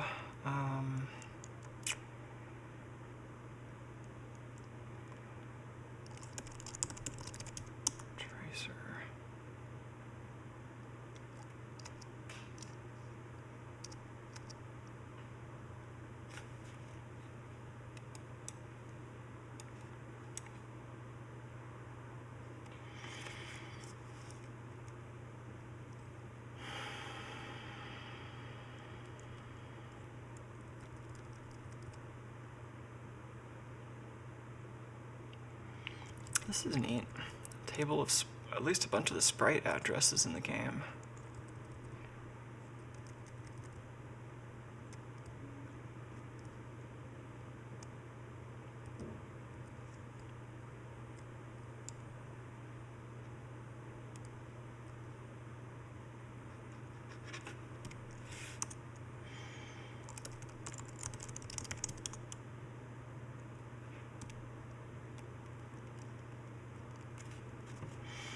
Alright, let's open up this IDB and see if I have any useful context for where we are.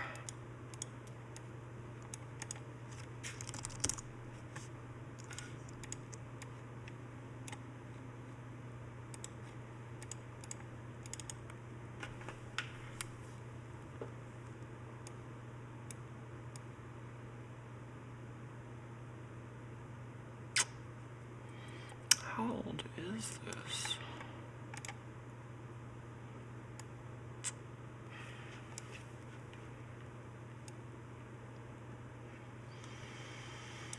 Okay, where was I? So we are in line 7985 of the binary translated code, which was address CD3 5CD8.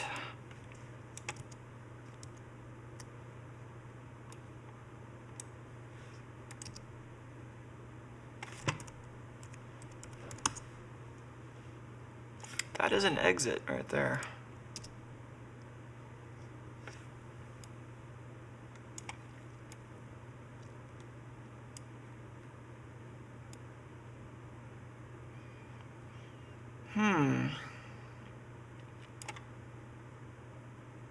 Pick load file name. This is the function we were overriding. So this had a menu, insert Robot Odyssey storage disk, etc., etc., which we don't actually want.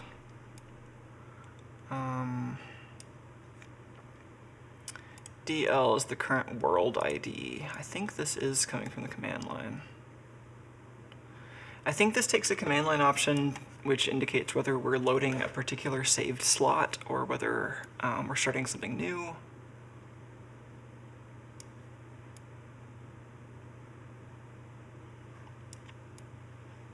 So 30 and 27 both seem to go to different game areas. Different main loops, really.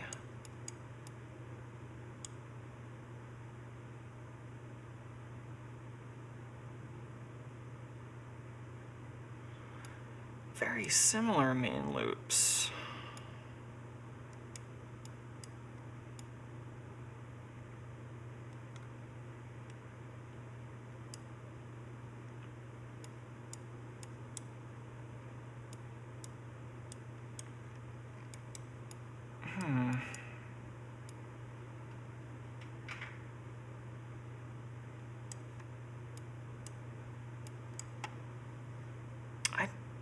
So this is the lab, like the editor, the sandbox. I don't know why it would have multiple levels in it, but it looks like it has multiple levels in it. I forget what these are, 30 and 27.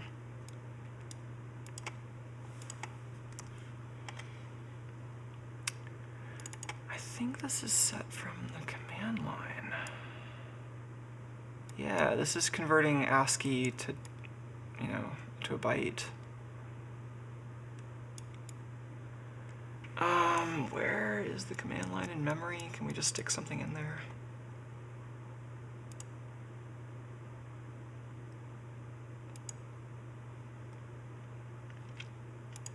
So this is the program segment prefix, ES segment 80, linear address 800.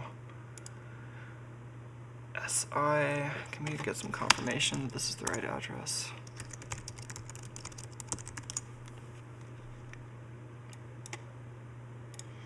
That OX81, yeah, command line. Let's just add that to the emulator so we can set up a command line.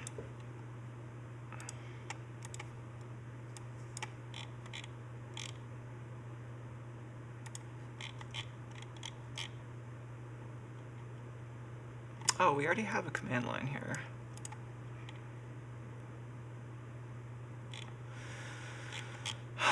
Do I just need to set it to the right thing?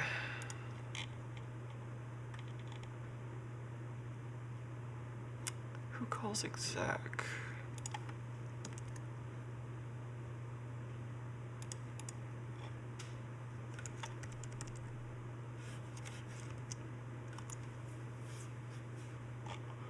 Does nobody call exec?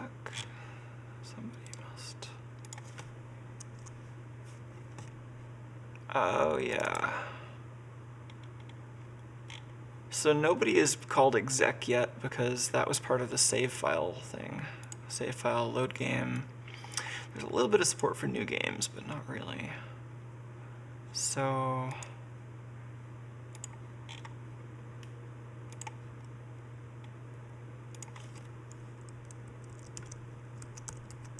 those two things go together, and these two things will go together. Which of these is which, though?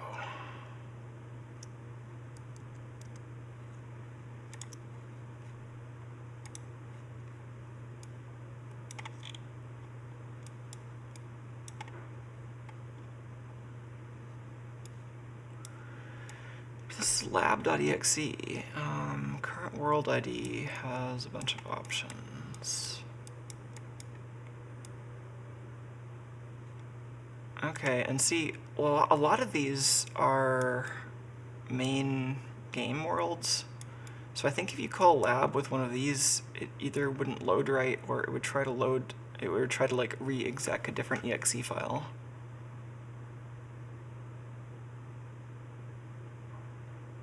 Oh, here we go. Lab.world is 99.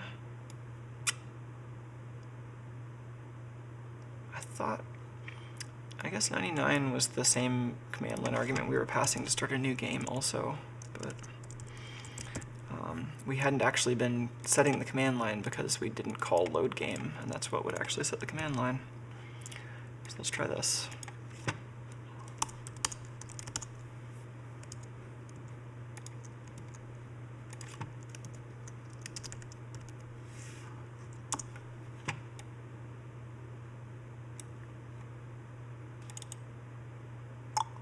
Insert Robot Odyssey storage disk and press enter. Great. That's the load save patch. We should turn that back on. I think that was probably what we do want.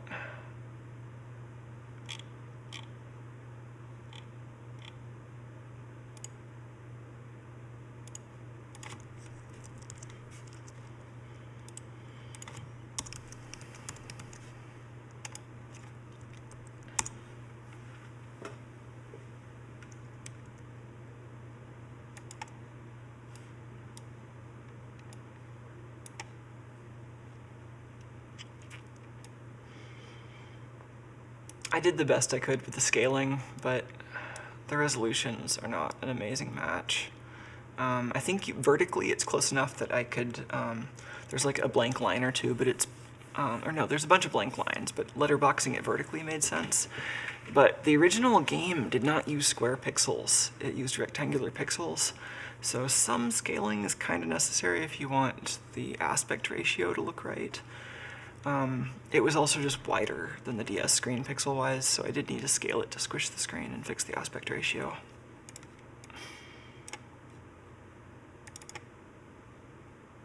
Now I'm getting another DOS exit.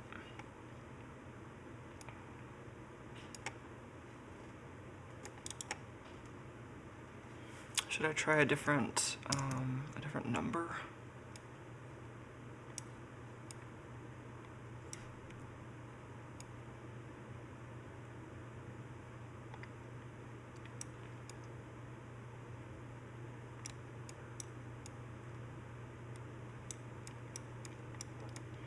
So this one seems to like world IDs 30 and 27.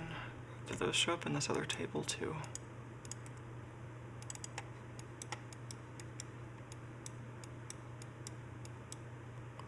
Oh geez, was that decimal or hex? 27, these are all decimal.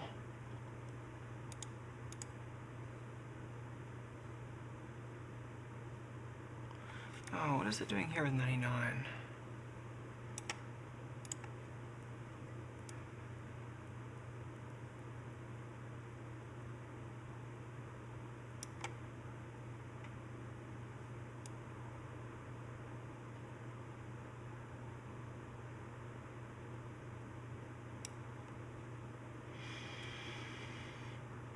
So we did pick load file name. It returns a pointer in BX, which should be non-zero.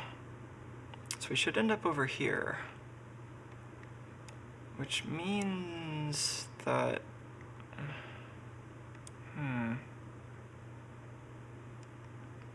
Maybe 99 means go to the menu?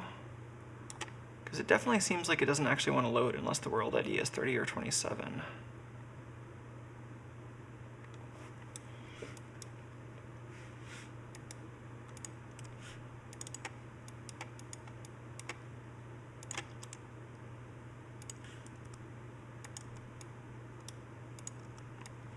So we're at 23, which is the tutorial, for example. 25, 26, there's a bunch of tutorials. 30 is lab, 40 is demo, 99 is also lab. Okay, so I think 99 is maybe some kind of like restore lab from disk menu, whereas 30 is actually start a new lab.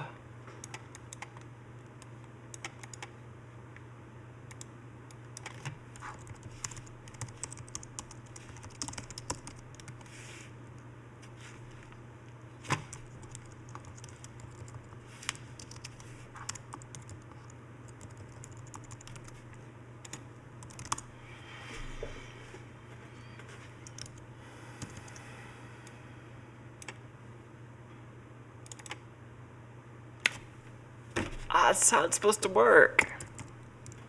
How much of this works then? Oh, it goes so fast. There's the big chip. There's the chip burner room. There's the maze that you can paint yourself.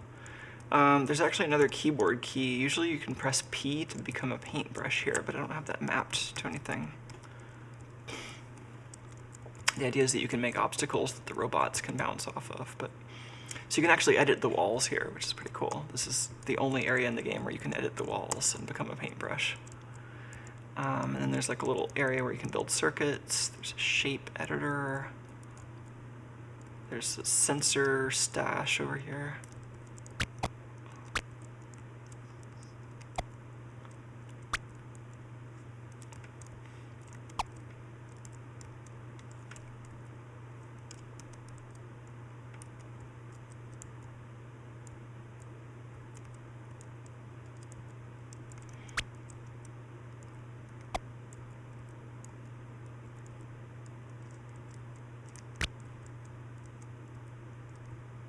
You can play with the sensors.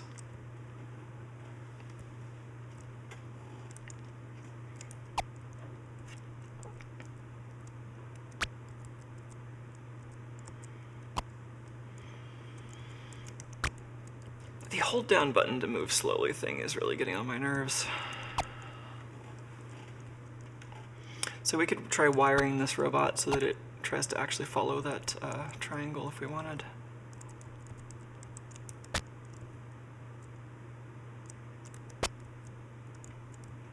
It's going to be running right now. Actually, that's backwards.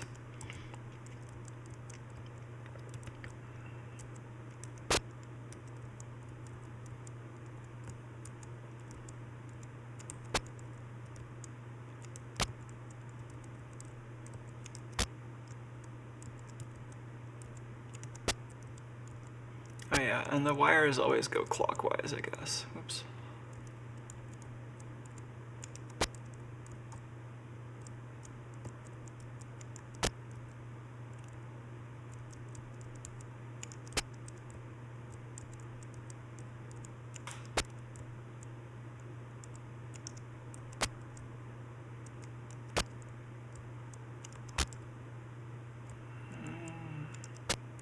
Oh, is it that they go horizontal and then vertical?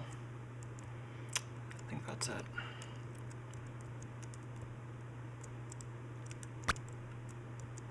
It makes a satisfying noise if you grab a component with a bunch of connections and drag it outside the robot. It like rips off all the wires. Look at that.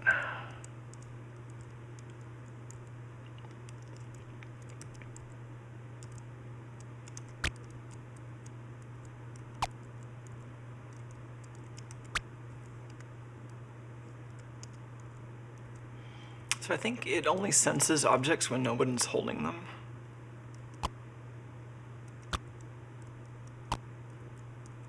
Oh, I just put them in a different room. And you can't sense objects between different rooms. But if I'm holding the robot, it can sense, so that's kind of interesting. I remember thinking it would be fun to make a robot that you can hold, and then it senses objects and then transmits using its antenna.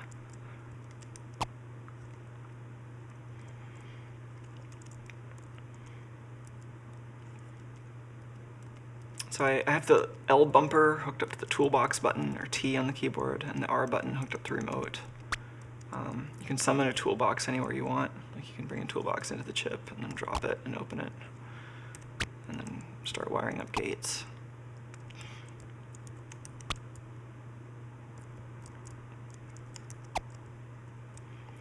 And the simulation is kind of interesting.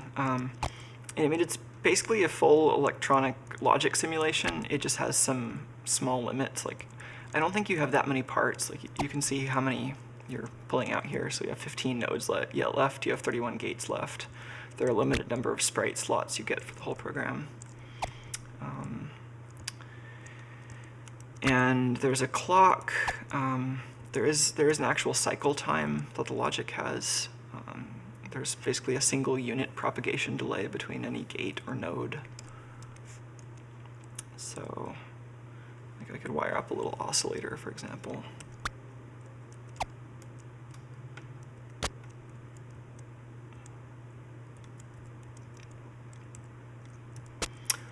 Oh yeah, there's also a cursor in here that lets you apply electrical inputs to circuits, a hot cursor. It probably works, I just don't have it mapped to any of the keys on the Game Boy right now. This would be something else where when I'm doing this in a different platform, like on HTML5, then I could more easily add UI elements. The controls right now are not very good.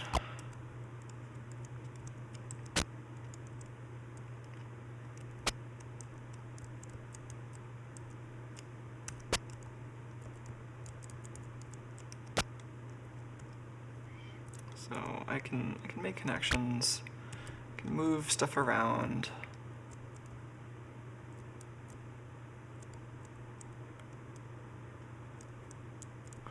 Yeah, no, totally. I mean, Put's saying that holding down the button to move fast might be better than holding it down when it's slow. I mean, yeah, that's part of the problem. I mean, the other problem is just that the difference between slow and fast is really severe in this game. And right now, the game is running faster than it's supposed to, so what you're seeing is way too fast. But I'm also in run mode a lot, or I'm in slow mode a lot, so... like, this is like way faster than it's supposed to be. This is unusable.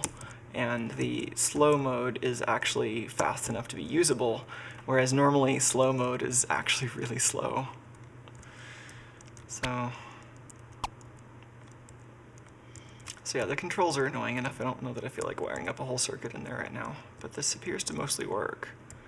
The lab just isn't as interesting unless you're gonna sit down and wire up circuits and play with the robots.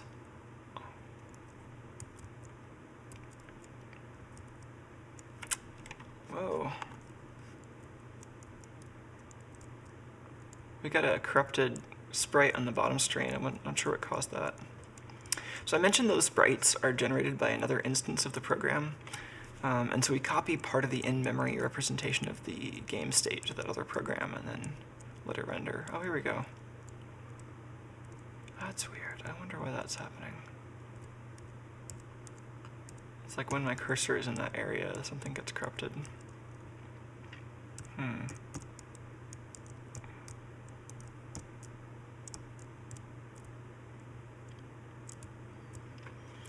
Alright, well I think this is probably a good point to stop tonight. It's like midnight here, but I hope some of that was interesting. I'm going to check in at least some of these changes. I don't think I'll check in the Innovation Lab thing on its own, but I think I'll leave this code kind of commented out.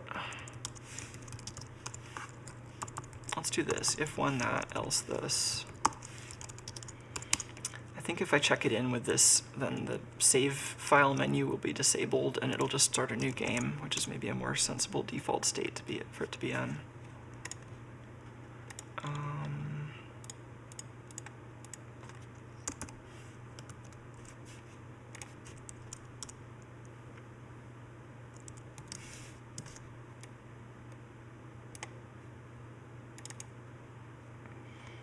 That's a little better.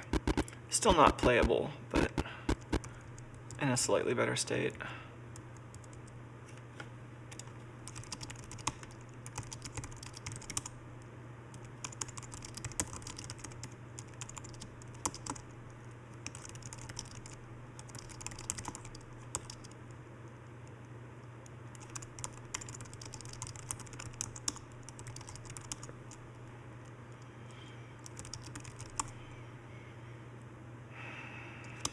Alright, cool.